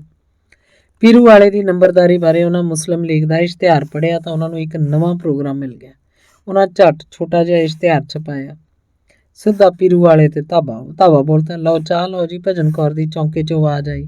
ਅਸਲ 'ਚ ਉਹਦਾ ਮਨਸ਼ਾ ਸੱਜਣ ਸਿੰਘ ਨੂੰ ਕੋਲ ਬੁਲਾਉਣ ਦਾ ਸੀ, ਨਹੀਂ ਤਾਂ ਚਾਹ ਉਹ ਬਚ ਕੇ ਹੱਥ ਵੀ ਭੇਜ ਸਕਦੀ ਸੀ। ਸੱਜਣ ਸਿੰਘ ਇਸ਼ਾਰਾ ਸਮਝ ਕੇ ਚੌਂਕੇ ਦੀ ਕੰਧ ਕੋਲ ਜਾ ਹੁਣ ਇਸ ਧੱਚੜੇ ਵਾਸਤੇ ਰੋਟੀਆਂ ਵੀ ਪੱਕਣੀਆਂ ਨੇ। ਭਜਨ ਕੌਰ ਨੇ ਘਿਰਨਾ ਭਰੀ ਸੁਰ 'ਚ ਕਿਹਾ। ਉਹ ਅਣਸੱਦੇ ਅਣਭਾਉਂਦੇ ਪ੍ਰਾਹੁਣਿਆਂ ਦੀ ਸੇਵਾ ਨੂੰ ਬੇਇਨਸਾਫੀ ਵਾਲੀ ਵੰਗਾਰ ਸਮਝ ਰਹੀ ਸੀ। ਉਹ ਪਰ ਮੈਂ ਕਿਸੇ ਨੂੰ ਸੱਦਣ ਗਿਆ ਸੀ, ਉਹ ਤਾਂ ਸੱਦੀ ਨਾ ਬੁਲਾਈ ਮੈਲ ਮੁੰਡੇ ਦੀ ਤਾਈ ਵਾਂਗ ਮੁੱਲੋ ਮੁੱਲੀ ਧਰਨਾ ਮਾਰ ਬੈਠੇ ਆ। ਸੱਜਣ ਸਿੰਘ ਨੇ ਆਪਣੀ ਨਿਰਦੋਸ਼ਤਾ ਪ੍ਰਗਟ ਕਰਦੇ ਕਿਹਾ, ਸਿਆਪਾ ਜੀ ਆਂਦੇ ਨੇ ਇੱਥੇ ਕਾਲੀ ਕਾਨਫਰੰਸ ਕਰਨੀ ਹੈ, ਇਹ ਜਿਹੜੇ ਵਿਹੜੇ ਆ ਵੜੇ ਨੇ ਕੋਠੇ ਦੀਆਂ ਕੜੀਆਂ ਵਕਾ ਕੇ ਪਿੱਛਾ ਛੱਡਣਗੇ। ਸਾਡੀ ਤਾਂ ਫਸੀ ਨੂੰ ਫਟਕਣ ਕਿਹਾ ਵਾਲੀ ਗੱਲ ਬਣ ਗਈ ਹੈ। ਕਹਿੰਦਾ ਸੱਜਣ ਸਿੰਘ ਚਾਹ ਵਾਲੀ ਬਾਲਟੀ ਚੁੱਕ ਕੇ ਤੁਰ ਪਿਆ। ਬਸ਼ਕਾ ਨਾਲ ਗਲਾਸ ਫੜ ਕੇ ਹੋ ਤੁਰਿਆ। ਸੁੰਦਰ ਸਿੰਘ ਦੀ ਢਾਣੀ ਹਵੇਲੀ ਦੇ ਬਾਹਰਲੇ ਬੂਹੇ ਦੇ ਅੰਦਰ ਬਾਹਰ ਮੰਜੇ ਡਾਹ ਕੇ ਬੈਠੀ ਸੀ।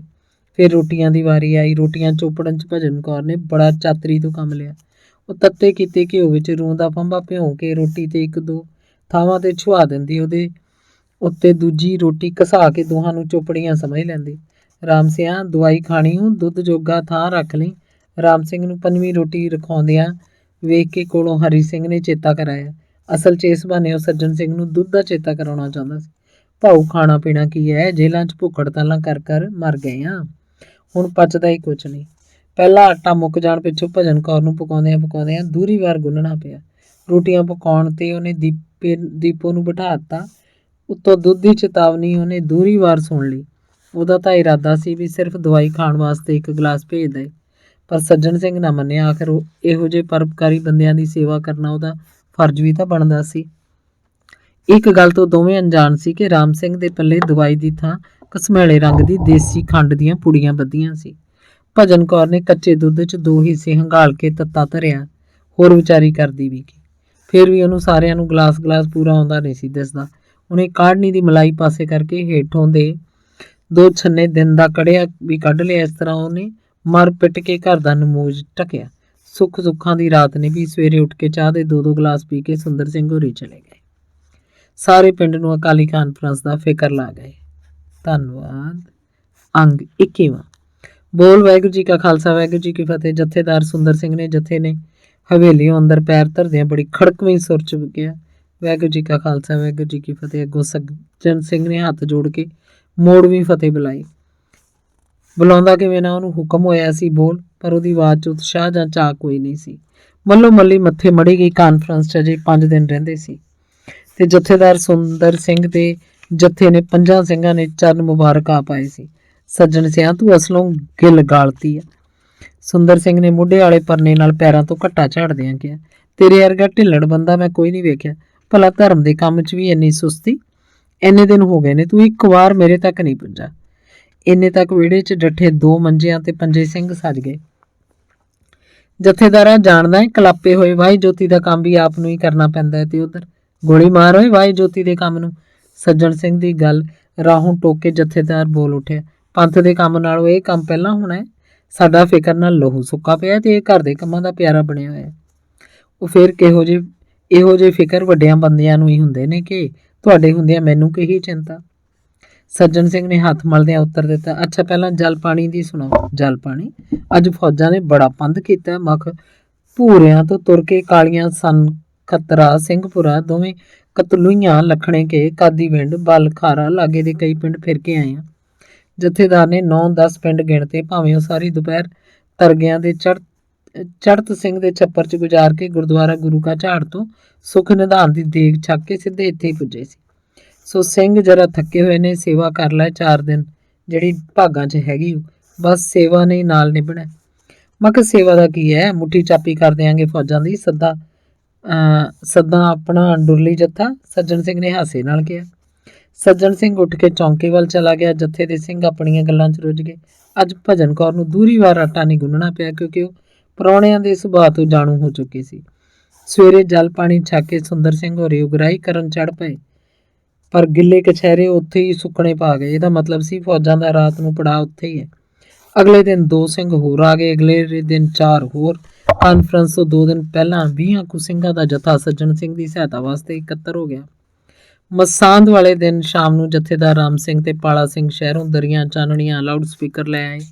ਅਗਲੇ ਦਿਨ ਸਵੇਰੇ ਤੂਤਾਂ ਵਾਲੇ ਖੂਹ ਤੇ ਸੱਜਣ ਸਿੰਘ ਦੀ ਪੈਲੀ 'ਚ ਪੰਡਾਲ ਲੱਗ ਗਿਆ। ਜਥੇਦਾਰ ਸੁੰਦਰ ਸਿੰਘ ਨੇ ਆਪਣੀ ਮਰਜ਼ੀ ਦਾ ਇੱਕ ਢਾਡੀ ਜੱਥਾ ਵੀ ਮੰਗਾਇਆ ਸੀ। ਇੱਕ ਚੀਫ ਖਾਲਸਾ ਦੀਵਾਨ ਦਾ ਪ੍ਰਚਾਰਕ, ਇੱਕ ਹੋਰ ਬੋਲਣ ਵਾਲੇ ਸੱਜਣ ਵੀ ਆ ਗਏ। ਦੁਪਹਿਰ ਢਲਦੀ ਤੱਕ ਦੀਵਾਨ ਵਾਹਵਾ ਭਰ ਗਿਆ। ਹਾਜ਼ਰੀ 800-900 ਤੱਕ ਹੋ ਗਈ। ਬੜੀਆਂ ਧੜੱਲੇਦਾਰ ਤਕਰੀਰਾਂ ਹੋਈਆਂ ਤੇ ਫਜ਼ਲ ਹੱਕ ਦੇ ਇਸ਼ਤਿਹਾਰ ਦਾ ਖੂਬ ਜਵਾਬ ਦਿੱਤਾ ਗਿਆ। ਅਗਲੇ ਦਿਨ ਰੌਣਕ ਉਹ ਤੋਂ ਵੀ ਵਧੇਰੇ ਹੋ ਗਈ।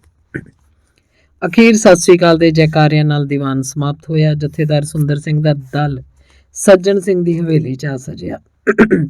ਸੁੰਦਰ ਸਿੰਘ ਨੇ ਹੱਥ ਕਰਕੇ ਸੱਜਣ ਸਿੰਘ ਤੋਂ ਕੁਝ ਨਹੀਂ ਮੰਗਿਆ, ਇੱਥੋਂ ਤੱਕ ਕਿ ਇਸ਼ਤਿਹਾਰਾਂ ਦਾ ਖਰਚਾ ਵੀ ਨਹੀਂ, ਪਰ ਇਹ ਚਾਨਣੀਆਂ ਤੇ ਲਾਊਡ ਸਪੀਕਰਾਂ ਦਾ ਖਰਚ ਦੇਣਾ ਤਾਂ ਸੱਜਣ ਸਿੰਘ ਦਾ ਹੀ ਫਰਜ਼ ਬਣਦਾ ਸੀ। ਸੋ ਸੱਜਣ ਸਿੰਘ ਨੇ ਚੁੱਪ ਕਰਕੇ ਅਦਾ ਕਰਤਾ। 10 ਰੁਪਏ ਉਸ ਕੋਲੋਂ ਢਾਡੀ ਜੱਥੇ ਨੂੰ ਦਵਾਏ ਗਏ। ਨਾਲ ਹੀ ਸੁੰਦਰ ਸਿੰਘ ਨੇ ਢਾਡੀ ਜੱਥੇ ਨੂੰ ਹੌਸਲਾ ਦਿੰਦਾ ਕਿਹਾ, ਭਾਈ ਕੀਰਤਨੀਏ ਸਿੰਘੋ, ਸੱਜਣ ਸਿੰਘ ਨੇ ਨੰਬਰਦਾਰ ਬਣ ਲੈਣ ਦਿਓ, ਫਿਰ ਆਪਾਂ ਇੱਥੇ ਵੱਡੀ ਕਾਨਫਰੰਸ ਕਰਾਂਗੇ, ਉਦੋਂ ਤੁਹਾਡੀ ਕਸਰ ਕੱਢਾਂਗੇ। ਆਏ ਪ੍ਰਚਾਰਕਾਂ ਨੇ ਲੈਣਾ ਕੁਝ ਨਹੀਂ ਸੀ, ਪਰ ਉਹਨਾਂ ਦਾ ਆਉਣ ਜਾਣ ਦਾ ਕਿਰਾਇਆ ਦੇਣਾ ਤਾਂ ਸੱਜਣ ਸਿੰਘ ਦਾ ਹੀ ਫਰਜ਼ ਸੀ। ਉਹਨੂੰ ਕਿਸੇ ਗੱਲੋਂ ਇਹੋ ਜਿਹੇ ਮੌਕੇ ਕਿਹੜੇ ਨਿੱਤ ਬਣਦੇ ਸੀ। ਕਿਉਂ, ਕਿੰਨਾ ਕੁ ਖਰਚ ਆ ਗਿਆ? 2 ਦਿਨਾਂ ਪਿੱਛੋਂ ਆਪਣੇ ਆਪ ਦੀ ਹੋਸ਼ ਆਈ ਤਾਂ ਭਜਨ ਕੌਰ ਨੇ ਪੁੱਛਿਆ। ਗਲ ਗਏ, ਉਜਾੜਨ ਆਏ ਸੀ, ਉਜਾੜ ਕੇ ਤੁਰ ਗਏ। ਭਲੀਏ ਲੋਕੇ, ਹੁਣ ਖਰਚ ਦਾ ਹਿਸਾਬ ਨਾ ਕਰ, ਆਪੇ ਧੰਨੇਸ਼ਾਂ ਕਰ ਲਾਏਗਾ। ਜਦ ਉਖਲੀ 'ਚ ਸਿਰ ਦੇ ਲਿਆ ਫਿਰ ਮੂਹਲਿਆਂ ਤੋਂ ਕੀ ਡਰਨਾ। ਸੱਜਣ ਸਿੰਘ ਦੀ ਆਵਾਜ਼ 'ਚ ਨਿਰਾਸਤਾ ਮਿਲੀ ਸੀ। ਸੁੰਦਰ ਸਿੰਘ ਪਿੱਛੋਂ ਫਜ਼ਲ ਹੱਕ ਦੀ ਵਾਰੀ ਆ ਗਈ। ਫਿਰ ਉਹ ਉਸੇ ਖੂਹ ਤੇ ਆ ਜੁੜੇ। ਉਹਨਾਂ ਨੇ ਇਲਮਦੀਨ ਦੀ ਪੈਲੀ 'ਚ ਸਟੇਜ ਬਣਾਇਆ। ਫਜ਼ਲ ਹੱਕ ਦੀਆਂ ਗੱਲਾਂ ਦਾ ਜਵਾਬ ਦੇਣ ਵਾਸਤੇ ਸੁੰਦਰ ਸਿੰਘ ਕਿਆਂ ਨੂੰ ਫਿਰ ਉਪਰਾਲਾ ਕਰਨਾ ਪਿਆ। ਆਖਿਰ ਧਰਮ ਦੇ ਕੰਮ 'ਚ ਕੋਈ ਕਿਵੇਂ ਪਿੱਛੇ ਰਹਿ ਸਕਦਾ ਸੀ। ਤਹਿਸੀਲਦਾਰ ਨੰਬਰਦਾਰੀ ਦਾ ਫੈਸਲਾ ਛੇਤੀ ਕਰ ਦੇਣਾ ਚਾਹੁੰਦਾ ਸੀ। ਛੇਤੀ ਮੁਕੱਦਮਾ ਨਿਬੜ ਜਾਣ ਪਿੱਛੋਂ ਨਾ ਧੰਨੇ ਸ਼ਾਹ ਦਾ ਫਾਇਦਾ ਸੀ ਨਾ ਫਜ਼ਲ ਹੱਕ ਦਾ। ਉਹਨਾਂ ਦੀ ਮਿਹਨਤ ਖੁਸ਼ਾਵੰਦ ਕਰਨ ਦਾ ਸਦਕਾ ਉਹ ਮੁਕੱਦਮਾ 3 ਸਾਲ ਤੱਕ ਚੱਲਦਾ ਰਿਹਾ। ਇਹਨਾਂ 3 ਸਾਲਾਂ 'ਚ ਧੰਨੇ ਸ਼ਾਹ ਨੇ ਦੋਹਾਂ ਧੜਿਆਂ ਦੀ ਪੁੱਜ ਕੇ ਮਦਦ ਕੀਤੀ। ਦੋਹਾਂ ਨੂੰ ਉਹਨੇ ਮੂੰਹ ਮੰਗਿਆ ਕਰਜ਼ ਦਿੱਤਾ। ਇੱਥੇ ਹੀ ਬਸ ਨਹੀਂ, ਉਹ ਤਹਿਸੀਲਦਾਰ ਕੋਲ ਇਲਮ ਦੇਣ ਦੀ ਸਿਫਾਰਿਸ਼ ਕਰਨ ਵੀ ਗਿਆ ਤੇ ਸੱਜਣ ਸਿੰਘ ਦੀ ਵੀ। ਅਖੀਰ ਦੋਵੇਂ ਉਹਦੇ ਮਿੱਤਰ ਸੀ, ਦੋਵੇਂ ਹੀ ਸਾਮੀਆਂ। ਤੂਤਾਂ ਵਾਲਾ ਖੂਹ ਵੀ ਤਾਂ ਦੋਹਾਂ ਦਾ ਸਾਂਝਾ ਸੀ। ਆਖਰ ਮੁਕੱਦਮੇ ਦਾ ਫੈਸਲਾ ਹੋ ਗਿਆ। ਉੱਪਰੋਂ ਸਰਕਾਰ ਦੀ ਪਾਲਿਸੀ ਸੀ ਕਿ ਹਰ ਗੱਲ ਵਿੱਚ 2 ਕੌਮਾਂ ਦੇ ਸਿਧਾਂਤ ਨੂੰ ਹਵਾ ਦਿੱਤੀ ਜਾਏ। ਤਹਿਸੀਲਦਾਰ ਨੇ ਇਸੇ ਗੱਲ ਨੂੰ ਮੁੱਖ ਰੱਖ ਕੇ ਪਿੰਡ ਦੇ 2 ਨੰਬਰਦਾਰ ਬਣਾਤੇ। ਸਿੱਖਾਂ ਦਾ ਨੰਬਰਦਾਰ ਸੱਜਣ ਸਿੰਘ, ਮੁਸਲਮਾਨਾਂ ਦਾ ਪੱਤੀ ਦਾ ਇਲਮ ਦੀਨ। ਜਥੇਦਾਰ ਸੁੰਦਰ ਸਿੰਘ ਤੇ ਧੰਨੇ ਸ਼ਾਹ ਨੇ ਬੜਾ ਜ਼ੋਰ ਲਾਇਆ ਕਿ ਸੱਜਣ ਸਿੰਘ ਮੁਕੱਦਮੇ ਦੀ ਅਪੀਲ ਕਰੇ। ਸੱਜਣ ਸਿੰਘ ਨਾ ਮੰਨਿਆ। ਇੱਕ ਪਾਸੇ ਭਜਨ ਕੌਰ ਤੇ ਬਾਬਾ ਕਾਲੀ ਉਹਨੂੰ ਅਪੀਲ ਕਰਨ ਤੋਂ ਰੋਕਦੇ ਰਹੇ। ਦੂਜੇ ਪਾਸੇ ਉਹ ਵੀ ਘਰ ਦੀ ਮਾਲੀ ਹਾਲਤ ਵੇਖ ਕੇ ਘਬਰਾ ਗਿਆ। ਇਲਮਦੀਨ ਕਰਜ਼ੇ 'ਚ ਉਸ ਨਾਲੋਂ ਵੱਧ ਗਿਆ ਸੀ, ਪਰ ਉਹਨੇ ਕਰਜ਼ੇ ਦੀ ਸੂਦ ਤੋਂ ਬਚਣ ਦਾ ਧੰਨੇ ਸ਼ਾਹ ਦਾ ਦੱਸਿਆ ਰਾਹ ਪ੍ਰਵਾਨ ਕਰ ਲਿਆ। ਉਹਨੇ ਨੰਬਰਦਾਰ ਬਣਨ ਤੋਂ 1 ਮਹੀਨਾ ਪਿੱਛੋਂ ਖੂਹ ਵਾਲੀ 4 ਵਿਗੇ 2000 ਵਿੱਚ ਗਹਿਣੇ ਕਰਤੀ। ਅਮਲੀ ਤੌਰ ਤੇ ਭਾਵੇਂ ਜ਼ਮੀਨ ਧੰਨੇ ਸ਼ਾਹ ਨੇ ਲਈ ਸੀ, ਪਰ ਕਾਗਜ਼ਾਂ 'ਚ ਰਜਿਸਟਰੀ ਲੱਖਾ ਸਿੰਘ ਵਰਨਾ ਵਾਲੇ ਦੇ ਨਾਂ ਹੋਈ। ਧੰਨੇ ਸ਼ਾਹ ਨੇ ਲੱਖਾ ਸਿੰਘ ਦੇ ਤੋਂ ਰਕਮ ਦਾ ਕਾਗਜ਼ ਕਰਵਾ ਲਿਆ। ਭਰਾ ਵੱਲੇ ਵੇਖ ਕੇ 2 ਵਿਗੇ ਕਰਮਦੀਨ ਨੇ ਵੀ ਗਹਿਣੇ ਕਰਤੀ। ਖੂਹ ਦੀ 16 ਵਿਗੇ ਜ਼ਮੀਨ 'ਚੋਂ 6 ਵਿਗੇ ਧੰਨੇ ਸ਼ਾਹ ਦੇ ਕਬਜ਼ੇ 'ਚ ਚਲੀ ਗਈ। ਫਿਰ ਧੰਨੇ ਸ਼ਾਹ ਨੇ ਸਾਰਾ ਧਿਆਨ ਸੱਜਣ ਸਿੰਘ ਵੱਲ ਮੋੜ ਲਿਆ। ਅੰਗ 22ਵਾਂ। ਬਾਬਾ ਕਾਲੀਆ, ਇਸੇ ਤਰ੍ਹਾਂ ਕਹੀ ਨਾਲ ਸਾਰੀ ਗੋਡ ਲਏਗਾ? ਆ ਜਾ, ਬਹਿ ਜਾ ਛਾਵੇਂ, ਭਲਕੇ 4 ਹਲ ਲਿਆ ਕੇ ਵਾਹ ਦੇਾਂਗੇ, ਸੱਜਣ ਸਿੰਘ ਨੇ ਬਰਾਬਰ ਤੇ ਆ ਕੇ ਕਿਹਾ। ਸੱਜਣ ਸਿੰਘ, ਦੀਪਾ ਤੇ ਟਹਿਲ ਸਿੰਘ ਆਪਣੇ ਖੇਤਾਂ ਵੱਲੋਂ ਆ ਰਹੇ ਸੀ ਤੇ ਅੱਗੋਂ ਬਾਬਾ ਕਾਲੀ ਕਈ ਨਾਲ ਪਹਿਲੀ ਗੋਡ ਰਿਹਾ ਸੀ। ਸੱਜਣ ਸਿੰਘ, ਸਾਰੀ ਗੁੱਡੀ ਤਾਂ ਨਹੀਂ ਜਾਣੀ, ਪਰ ਮਰਦ ਦਾ ਕੰਮ ਹੌਸਲਾ ਹਾਰਨਾ ਨਹੀਂ। ਜੇਲ੍ਹ 'ਚ 2 ਗੱਲਾਂ ਸਿੱਖ ਕੇ ਆਏ ਹਾਂ। ਸਭ ਤੋਂ ਪਹਿਲੀ ਗੱਲ ਕਿ ਵਿਹਲੇ ਕਦੇ ਨਾ ਬਹੁ, ਕਿਸੇ ਨਾ ਕਿਸੇ ਪਾਸੇ ਹੱਥ ਲਾਉਂਦੇ ਹੀ ਰਹੋ। ਭੈੜਿਆ ਲੱਗੀ ਹੋਈ ਤਾਂ ਕੀੜੀ ਨਹੀਂ ਮਾਨ। ਵਿਹਲੇ ਬੈਠੇ ਰਹਿਣ ਨਾਲੋਂ ਕੁਝ ਥੋੜ੍ਹਾ ਬਹੁਤਾ ਕਰੋਗੇ। ਤੇ ਦੂਜੀ ਗੱਲ ਵੀ ਦਿਲ ਕਦੇ ਨਾ ਛੱਡੋ। ਤੁਹਾਡੇ ਜਿੰਮੇ ਲੱਗ ਜਾਏ ਕਿ ਤੁਸੀਂ ਹਿਮਾਲਿਆ ਪਹਾੜ ਢਾਹ ਕੇ ਪੱਧਰਾ ਕਰ ਦੇਣਾ, ਤੁਸੀਂ ਇਹ ਕਦੇ ਨਾ ਸੋਚੋ ਕਿ ਇਹ ਕੰਮ ਤੁਹਾਤੋਂ ਹੋਣਾ ਨਹੀਂ। ਜਿੰਨੀ ਹੋ ਗਈ ਗੋਡੀ ਓਨੀ ਸਹੀ, ਬਾਬੇ ਕਾਲੀ ਨੇ ਲੱਕ ਸਿੱਧਾ ਕਰਕੇ ਧੂਕ ਕੱਢਦਿਆਂ ਕਿਹਾ। ਆ ਜਾ ਛਾਵੇਂ, ਭਲਕੇ ਅਸੀਂ 2 ਪਾ ਕੇ 72 ਦੱਬ ਜਾਾਂਗੇ। ਦੀਪੇ ਨੇ ਬਾਬੇ ਕਾਲੀ ਦੇ ਹੱਥੋਂ ਕਹੀ ਫੜ ਲਈ। ਚਾਰੇ ਜਣੇ ਲਾਗੇ ਖੜੀ ਟਾਹਲੀ ਦੀ ਛਾਵੇਂ ਜਾ ਬੈਠੇ ਤੇ ਸ਼ਰਮ ਸਿਓ ਨੇ ਵਾਹੀ ਕਿਉਂ ਨਾ ਰੌਣੀ ਚੜ ਗਈ। ਟਹਿਲ ਸਿੰਘ ਨੇ ਗੱਲ ਸ਼ੁਰੂ ਕੀਤੀ। ਉਹ ਵੀ ਅੰਗਰੇਜ਼ਾਂ ਵਾਂਗ ਵਾਅਦਾ ਕਰਕੇ ਮੁੱਕਰ ਗਿਆ। ਬਾਬੇ ਕਾਲੀ ਨੇ ਟਹਿਲ ਸਿੰਘ ਵੱਲ ਤੱਕਦਿਆਂ ਕਿਹਾ, ਤੁਹਾਨੂੰ ਪਤਾ ਅੱਡ ਹੋਣ ਲੱਗਿਆ ਮੈਂ ਆਪ ਹੀ 2 ਘੁਮਾਂ ਘੱਟ ਲੈ ਲਈ ਸੀ। ਜਿਹੜੀ ਚੰਗੀ ਮਾੜੀ ਉਹਨਾਂ ਮੈਨੂੰ ਦਿੱਤੀ, ਉਹ ਵੀ ਉਹੀ ਵਾਹੁੰਦੇ ਬੀਜਦੇ ਨੇ। ਲੋਕੀ ਸਾਰੇ ਨਹਿਰੀ ਪੈਲੀ ਦਾ ਅੱਧ ਲੈਂਦੇ ਨੇ ਤੇ ਮੈਨੂੰ ਉਹ ਤੀਜਾ ਹਿੱਸਾ ਦਿੰਦੇ ਨੇ, ਉਹ ਵੀ ਰੱਬ ਕਿਰਾਏ ਦਾ ਵਧਿਆ ਘਟਿਆ। ਕੋਲੋਂ ਦੀਪੇ ਨੇ ਕਿਹਾ, ਪੁੱਤ ਦੀਪ ਸਿਆ, ਮੈਨੂੰ ਕਿਹੜੀ ਭੁੱਲ ਏ, ਪਰ ਮੈਂ ਵੇਖ ਕੇ ਅੰਡਿੱਠ ਕਰ ਛੱਡਦਾ। ਆਨਾ ਚਲੋ ਮੇਰਾ ਕਿਹੜਾ ਖਰਚੇ, ਕਿਵੇਂ ਨਾ ਕਿਵੇਂ ਗੁਜ਼ਾਰਾ ਤੁਰਿਆ ਹੀ ਜਾਂਦਾ। ਆ 4 ਕਨਾਲੀ ਉਹ ਮੈਨੂੰ ਵੱਖਰੀ ਬੀਜ ਕੇ ਦਿਆ ਕਰਦੇ ਸੀ। ਇੰਨੇ ਨਾਲ ਜਰਾ ਖੇਤ ਤੱਕ ਫੇਰਾ ਮਾਰਨਾ ਚਾਹੀਦਾ ਸੀ। ਐਤਕੀ ਬੜੇ ਵਕਤਾਂ ਨਾਲ ਰੌਣੀ ਕੀਤੀ, ਕਹੀ ਨਾਲ ਟਿੱਬੀਆਂ ਸੁੱਟ ਕੇ ਤੇ ਲੱਗੀ ਵਾਰੀ ਦੇ ਪਿੱਛੋਂ ਪਾਣੀ ਸੁੱਕ ਗਿਆ। ਉਹ ਪਈ ਬੜੀ ਡਾਢੀ ਏ। ਮੈਂ 2 ਜੋਤਰੇ ਲੈਣੇ ਸੀ ਉਹਨਾਂ ਤੋਂ, ਪਿਛਲੀ ਛਮਾਈ ਭੁੱਲ ਕੇ ਵਿੜੀ ਕਰ ਬੈਠਾ ਸੀ। ਉਹਦਾ ਇੱਕੋ ਹੀ ਦਬਕਾ ਵੱਜਾ, ਯਾਰ ਕੇ ਮੁੜ ਕੇ ਬੂਹੇ ਅਗਦੇ ਕਦੇ ਨਹੀਂ ਲੰਘੇ। ਦੀਪੇ ਨੇ ਹੱਡ ਬੀਤੀ ਕਹਿ ਸੁਣਾਈ। ਤੇ ਸ਼ਰਮ ਸੋਹਣੇ ਜ਼ਬਾਨ ਨਹੀਂ ਕੀਤੀ ਤੈਨੂੰ ਇੰਨੀ ਪਹਿਲੀ ਬੀਜ ਕੇ ਦੇਣ ਦੀ? ਟਹਿਲ ਸਿੰਘ ਨੇ ਜਰਾ ਵਧੇਰੇ ਪੂਣ ਛਾਣ ਦੀ ਇੱਛਾ ਨਾਲ ਕਿਹਾ। ਉਹ ਜ਼ਬਾਨ ਤਾਂ ਕੀਤੀ ਸੀ, ਪਰ ਜਿਹੜਾ ਬਚਨ ਕਰਕੇ ਫਿਰ ਜਾਏ ਉਹਦਾ ਕੀ ਇਲਾਜ? ਤੈਨੂੰ ਦੱਸਿਆ ਨਾ ਵੀ ਅੰਗਰੇਜ਼ ਵਾਇਸਰਾਏ ਮਹਾਤਮਾ ਗਾਂਧੀ ਨਾਲ ਲਿਖਤੀ ਸਮਝੌਤਾ ਕਰਕੇ ਮੁੱਕਰ ਗਿਆ। ਬਾਬੇ ਕਾਲੀ ਨੇ ਬੜੇ ਧਿਆਨ ਨਾਲ ਉਹਦੇ ਵੱਲ ਵਹਿੰਦਿਆਂ ਕਿਹਾ। ਇਹ 2-3 ਦਿਨ ਦੇ ਅੰਦਰ ਸੋਚ ਰਿਹਾ ਸੀ ਵੀ ਅੰਗਰੇਜ਼ ਕੌਮ ਦਾ ਵੱਡਾ ਜ਼ਿੰਮੇਵਾਰ ਆਦਮੀ ਬਚਨ ਕਰਕੇ ਕਿਉਂ ਫਿਰ ਗਿਆ। ਕਾਂਗਰਸ ਨੇ ਉਹਦੇ ਉੱਤੇ ਇਤਬਾਰ ਕਿਉਂ ਕਰ ਲਿਆ? ਫਿਰ 32-33 ਦੇ ਮੋਰਚੇ 'ਚ ਇੰਨੀਆਂ ਕੁਰਬਾਨੀਆਂ ਦੇ ਕੇ ਕਾਂਗਰਸ ਕਿਉਂ ਹਾਰ ਗਈ? ਵਿੱਚ ਉਹਨਾਂ ਵਿਚਾਰਾਂ ਨਾਲ ਉਹਦਾ ਦਿਲ ਭਰਿਆ ਪਿਆ ਸੀ, ਪਰ ਗੱਲਾਂ ਕਰਨ ਵਾਸਤੇ ਉਹਦਾ ਮਨ ਮਰਜ਼ੀ ਦਾ ਸਰੋਤਾ ਕੋਈ ਨਹੀਂ ਸੀ ਮਿਲਿਆ। ਅੰਗਰੇਜ਼ ਕਿਹੜੀ ਗੱਲੋਂ ਮੁੱਕਰ ਗਏ ਸੀ? ਦੀਪੇ ਨੇ ਗੱਲਾਂ ਸੁਣਨ ਦੀ ਇੱਛਾ ਨਾਲ ਕਿਹਾ। ਸੁਣ ਲਓ। ਬਾਬਾ ਕਾਲੀ ਜਰਾ ਨਿੱਠ ਕੇ ਬਹਿ ਗਿਆ।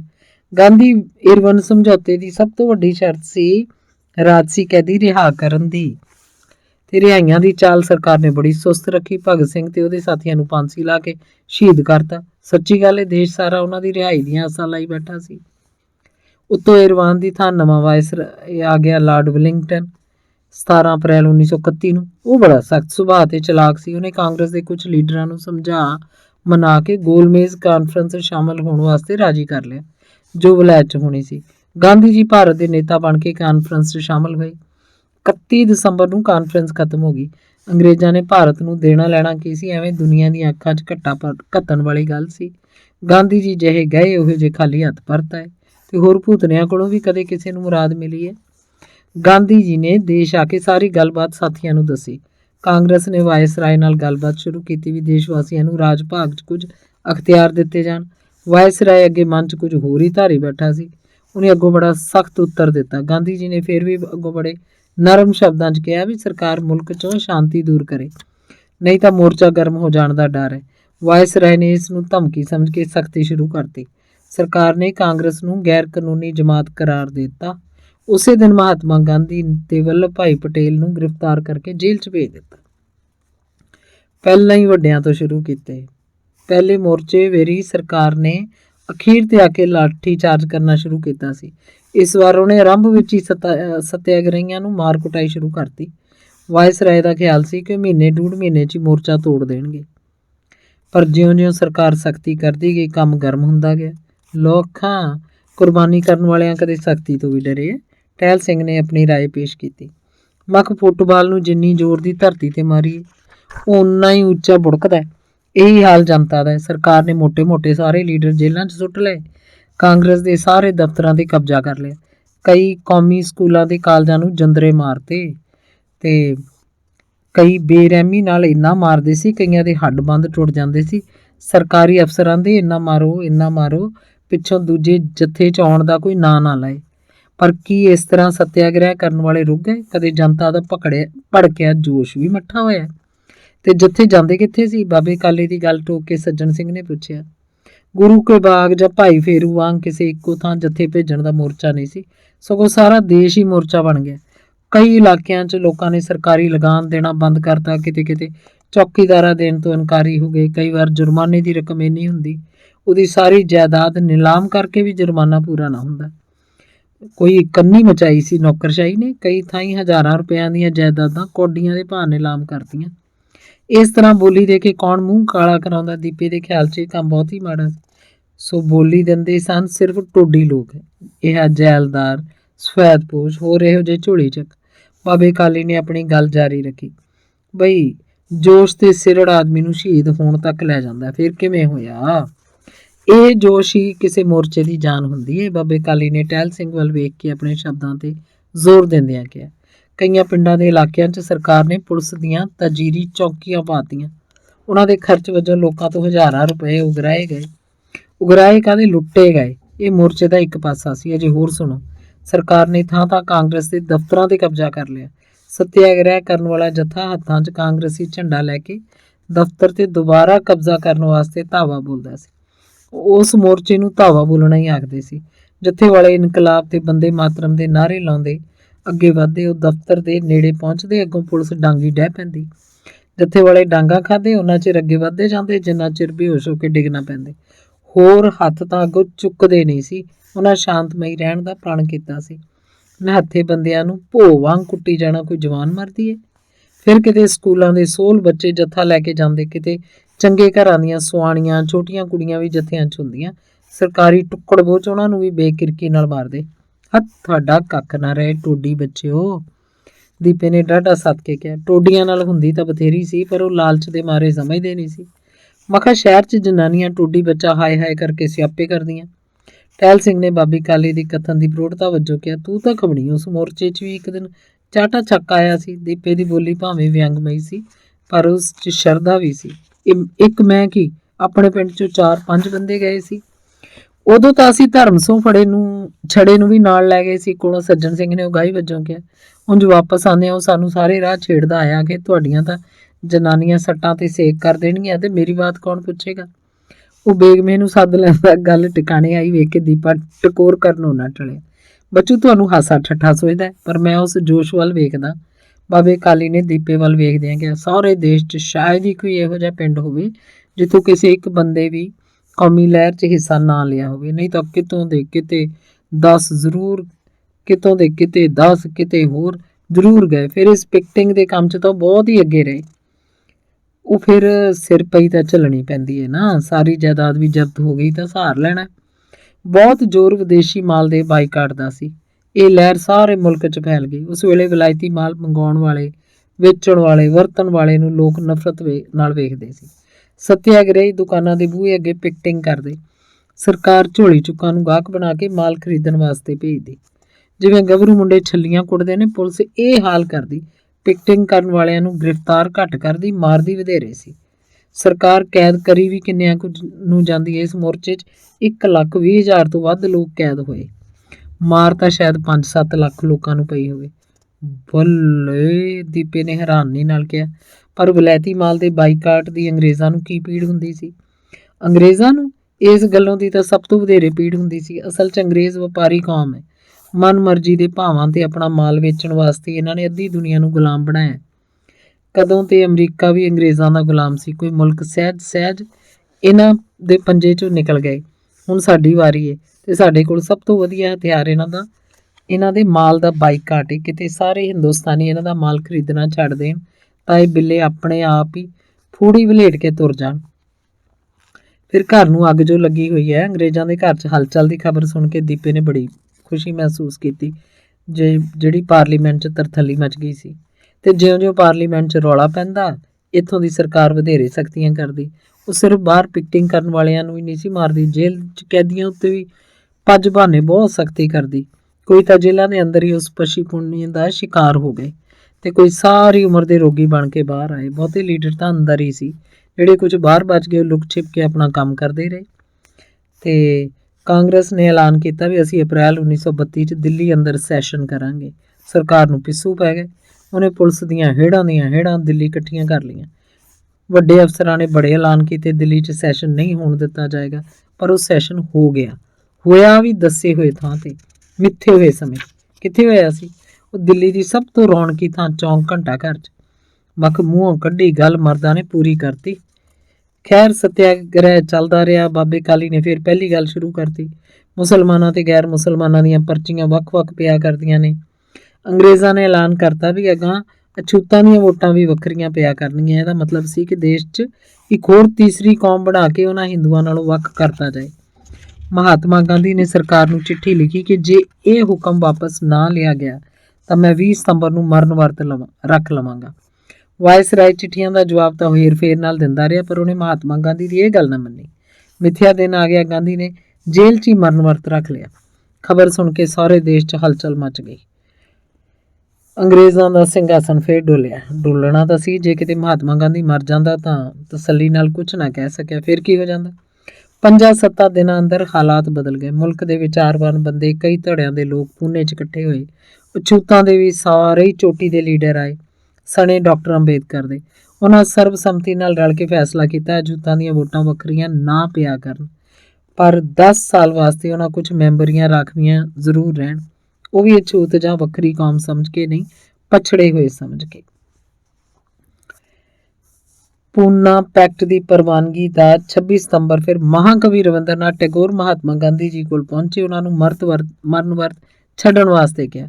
ਅਖੀਰ ਬਹੁਤ ਸਾਰੇ ਲੀਡਰਾਂ ਦੇ ਬੇਨਤੀ ਕਰਨ ਤੇ ਅਗਲੇ ਮਹੀਨੇ ਦੀ 6 ਤਰੀਕ ਨੂੰ ਮਹਾਤਮਾ ਗਾਂਧੀ ਨੇ ਮਰਨ ਵਰਤ ਛੱਡਿਆ। ਤੇ ਫਿਰ ਮੋਰਚਾ ਬੰਦ ਹੋ ਗਿਆ? ਨਹੀਂ, ਸੱਤਿਆਗ੍ਰਹਿ ਉਸੇ ਤਰ੍ਹਾਂ ਜਾਰੀ ਰਿਹਾ। ਫਿਰ ਇਉਂ ਲੱਗਦਾ ਸੀ ਜਿਵੇਂ ਜੋਸ਼ ਕੁਝ ਮੱਠਾ ਪੈ ਗਿਆ ਹੋਵੇ। ਲੋਕਾਂ ਦਾ ਵਧੇਰੇ ਧਿਆਨ ਅਛੂਤਾਂ ਦੇ ਮਸਲੇ ਵੱਲ ਹੋ ਗਿਆ। ਜਿਨ੍ਹਾਂ ਦੇ ਪਰਛਾਵੇਂ ਤੋਂ ਅੱਗੇ ਲੋਕੀ ਡਰਦੇ ਸੀ, ਉਹਨਾਂ ਵਾਸਤੇ ਮੰਦਰ ਖੋਲ੍ਹੇ ਜਾਣ ਲੱਗ ਪਏ। ਉਹਨਾਂ ਦੇ ਹੱਥੋਂ ਖਾਣ 'ਚ ਪਹਿਲਾਂ ਵਰਗੀ ਛੂਤ ਛਾਤ ਨਾ ਰਹੀ। ਇਹ ਵਰਤ ਰੱਖਣ ਵਾਸਤੇ ਸਰਕਾਰ ਨੇ ਗਾਂਧੀ ਜੀ ਨੂੰ ਰਿਹਾ ਕਰਤਾ। ਉਸੇ ਦਿਨ ਮਹਾਤਮਾ ਨੇ ਵਰਤ ਫਿਰ ਸ਼ੁਰੂ ਕਰਤਾ। ਨਾਲ ਹੀ ਉਹਨੇ 1.5 ਮਹੀਨੇ ਵਾਸਤੇ ਸੱਤਿਆਗ੍ਰਹਿ ਬੰਦ ਕਰਨ ਦਾ ਹੁਕਮ ਦੇ ਦਿੱਤਾ। ਇਸ ਤਰ੍ਹਾਂ ਸੱਤਿਆਗ੍ਰਹਿ ਬੰਦ ਹੋ ਗਿਆ। ਲੋਕ ਅਛੂਤਾਂ ਨੂੰ ਨਾਲ ਮਿਲਾਉਣ ਦੇ ਕੰਮ 'ਚ ਲੱਗ ਗਏ। ਅਛੂਤ ਮੰਦਰਾਂ 'ਚ ਜਾ ਕੇ ਮਹਾਤਮਾ ਗਾਂਧੀ ਦੀ ਸਿਹਤ ਵਾਸਤੇ ਪ੍ਰਾਰਥਨਾ ਕਰਦੇ। ਉੱਚ ਜਾਤੀ ਅਛੂਤਾਂ ਦੇ ਹੱਥੋਂ ਬੜੇ ਚਾਅ ਨਾਲ ਲੈ ਕੇ ਖਾਂਦੇ। ਬੜਾ ਸੁਧਾਰ ਹੋਇਆ। ਫਿਰ 1.5 ਮਹੀਨਾ ਬੀਤਣ ਪਿੱਛੋਂ ਗਾਂਧੀ ਨੇ 6 ਹਫ਼ਤੇ ਹੋਰ ਸੱਤਿਆਗ੍ਰਹਿ ਬੰਦ ਰੱਖਣ ਦਾ ਹੁਕਮ ਦੇ ਦਿੱਤਾ। ਇਸ ਸਮੇਂ ਗਾਂਧੀ ਜੀ ਨੇ ਵਾਇਸਰਾਏ ਨੂੰ ਚਿੱਠੀ ਲਿਖ ਕੇ ਮੁਲਾਕਾਤ ਦਾ ਵਕਤ ਮੰਗਿਆ। ਅਸਲ 'ਚ ਉਹ ਗਾਂਧੀ ਇਰਵਨ ਸਮਝੌਤੇ ਵਾਂਗ ਇਸ ਵਾਰ ਵੀ ਕੋਈ ਸਮਝੌਤੇ ਦਾ ਰਾਹ ਕੱਢਣਾ ਚਾਹੁੰਦੇ ਸੀ। ਲੈਖਾ ਅੱਗੋਂ ਵਾਇਸਰਾਏ ਆਕੜ ਗਿਆ। ਹੁਕੂਮਤ ਦਾ ਨਸ਼ਾ ਥੋੜਾ ਹੁੰਦਾ ਕਿ। ਵਾਇਸਰਾਏ ਨੇ ਜਵਾਬ ਲਿਖਿਆ ਕਿ ਪਹਿਲਾਂ ਬਿਨਾਂ ਸ਼ਰਤ ਸੱਤਿਆਗ੍ਰਹਿ ਦਾ ਮੋਰਚਾ ਵਾਪਸ ਲਓ, ਫਿਰ ਮੁਲਾਕਾਤ ਹੋ ਸਕੇਗੀ। ਹੁਣ ਕਾਂਗਰਸ ਕੀ ਕਰਦੀ? ਬੜੀ ਸੋਚ ਵਿਚਾਰ ਮਗਰੋਂ ਮਹਾਤਮਾ ਗਾਂਧੀ ਨੇ ਆਮ ਜਨਤਾ ਨੂੰ ਸੱਤਿਆਗ੍ਰਹਿ ਕਰਨੋਂ ਰੋਕ ਦਿੱਤਾ ਤੇ ਇਕੱਲੇ ਸੱਤਿਆਗ੍ਰਹਿ ਕਰਕੇ ਜੇਲ੍ਹਾਂ 'ਚ ਚਲੇ ਨਾ ਜਾਣ, ਇਹ ਹੁਕਮ ਦਿੱਤਾ। ਆਓ ਖਾ ਇੱਧਰ, ਤੁਸੀਂ ਵੀ ਅੱਧਿਆਂ ਕੁ ਨੂੰ ਕੈਦ ਕਰਾ ਕੇ ਆਪ ਬਾਹਰ ਮੌਜਾਂ ਲੈਂਦੇ ਫਿਰਦੇ ਸਾਜੇ। ਦੀਪੇ ਦੀ ਹਮਦਰਦੀ ਬਾਹਰਲਿਆਂ ਨਾਲੋਂ ਜੇਲ੍ਹਾਂ 'ਚ ਜਾ ਚੁੱਕੇ ਲੀਡਰਾਂ ਨਾਲ ਵਧੇਰੇ ਸੀ। ਲੜਾਈ ਜਾਰੀ ਰਹੀ, ਪਰ ਉਹਦਾ ਤਰੀਕਾ ਬਦਲ ਗਿਆ। ਸਰਕਾਰ ਨੇ ਮਹਾਤਮਾ ਗਾਂਧੀ ਨੂੰ ਫੇਰ ਫੜ ਕੇ 1 ਸਾਲ ਕੈਦ ਸੁਣਾ ਦਿੱਤੀ। 31 ਜੁਲਾਈ 33 ਇਸ ਵਾਰ ਜੇਲ੍ਹ ਵਾਲਿਆਂ ਨੇ ਗਾਂਧੀ ਜੀ ਨਾਲ ਪਹਿਲਾਂ ਨਾਲੋਂ ਵੀ ਬੁਰਾ ਵਰਤਾਅ ਕੀਤਾ। ਸਰਕਾਰ ਨੇ ਡਰ ਕੇ ਜਾਂ ਪਤਾ ਨਹੀਂ ਕੀ ਸੋਚ ਕੇ ਛੇਤੀ ਗਾਂਧੀ ਨੂੰ ਰਿਹਾ ਕਰਤਾ। ਅਸਲ 'ਚ ਦੋਵੇਂ ਧਿਰਾਂ ਇਸ ਲੰਮੇ ਮੋਰਚੇ ਤੋਂ ਜਿਵੇਂ ਅੱਕ ਗਈਆਂ ਸੀ। ਕੁਝ ਹੋਰ ਲੀਡਰ ਵੀ ਬਾਹਰ ਆ ਗਏ। ਵਰਕਿੰਗ ਕਮੇਟੀ ਦੇ ਮੈਂਬਰ ਪਟਨੇ 'ਚ ਇਕੱਠੇ ਹੋਏ।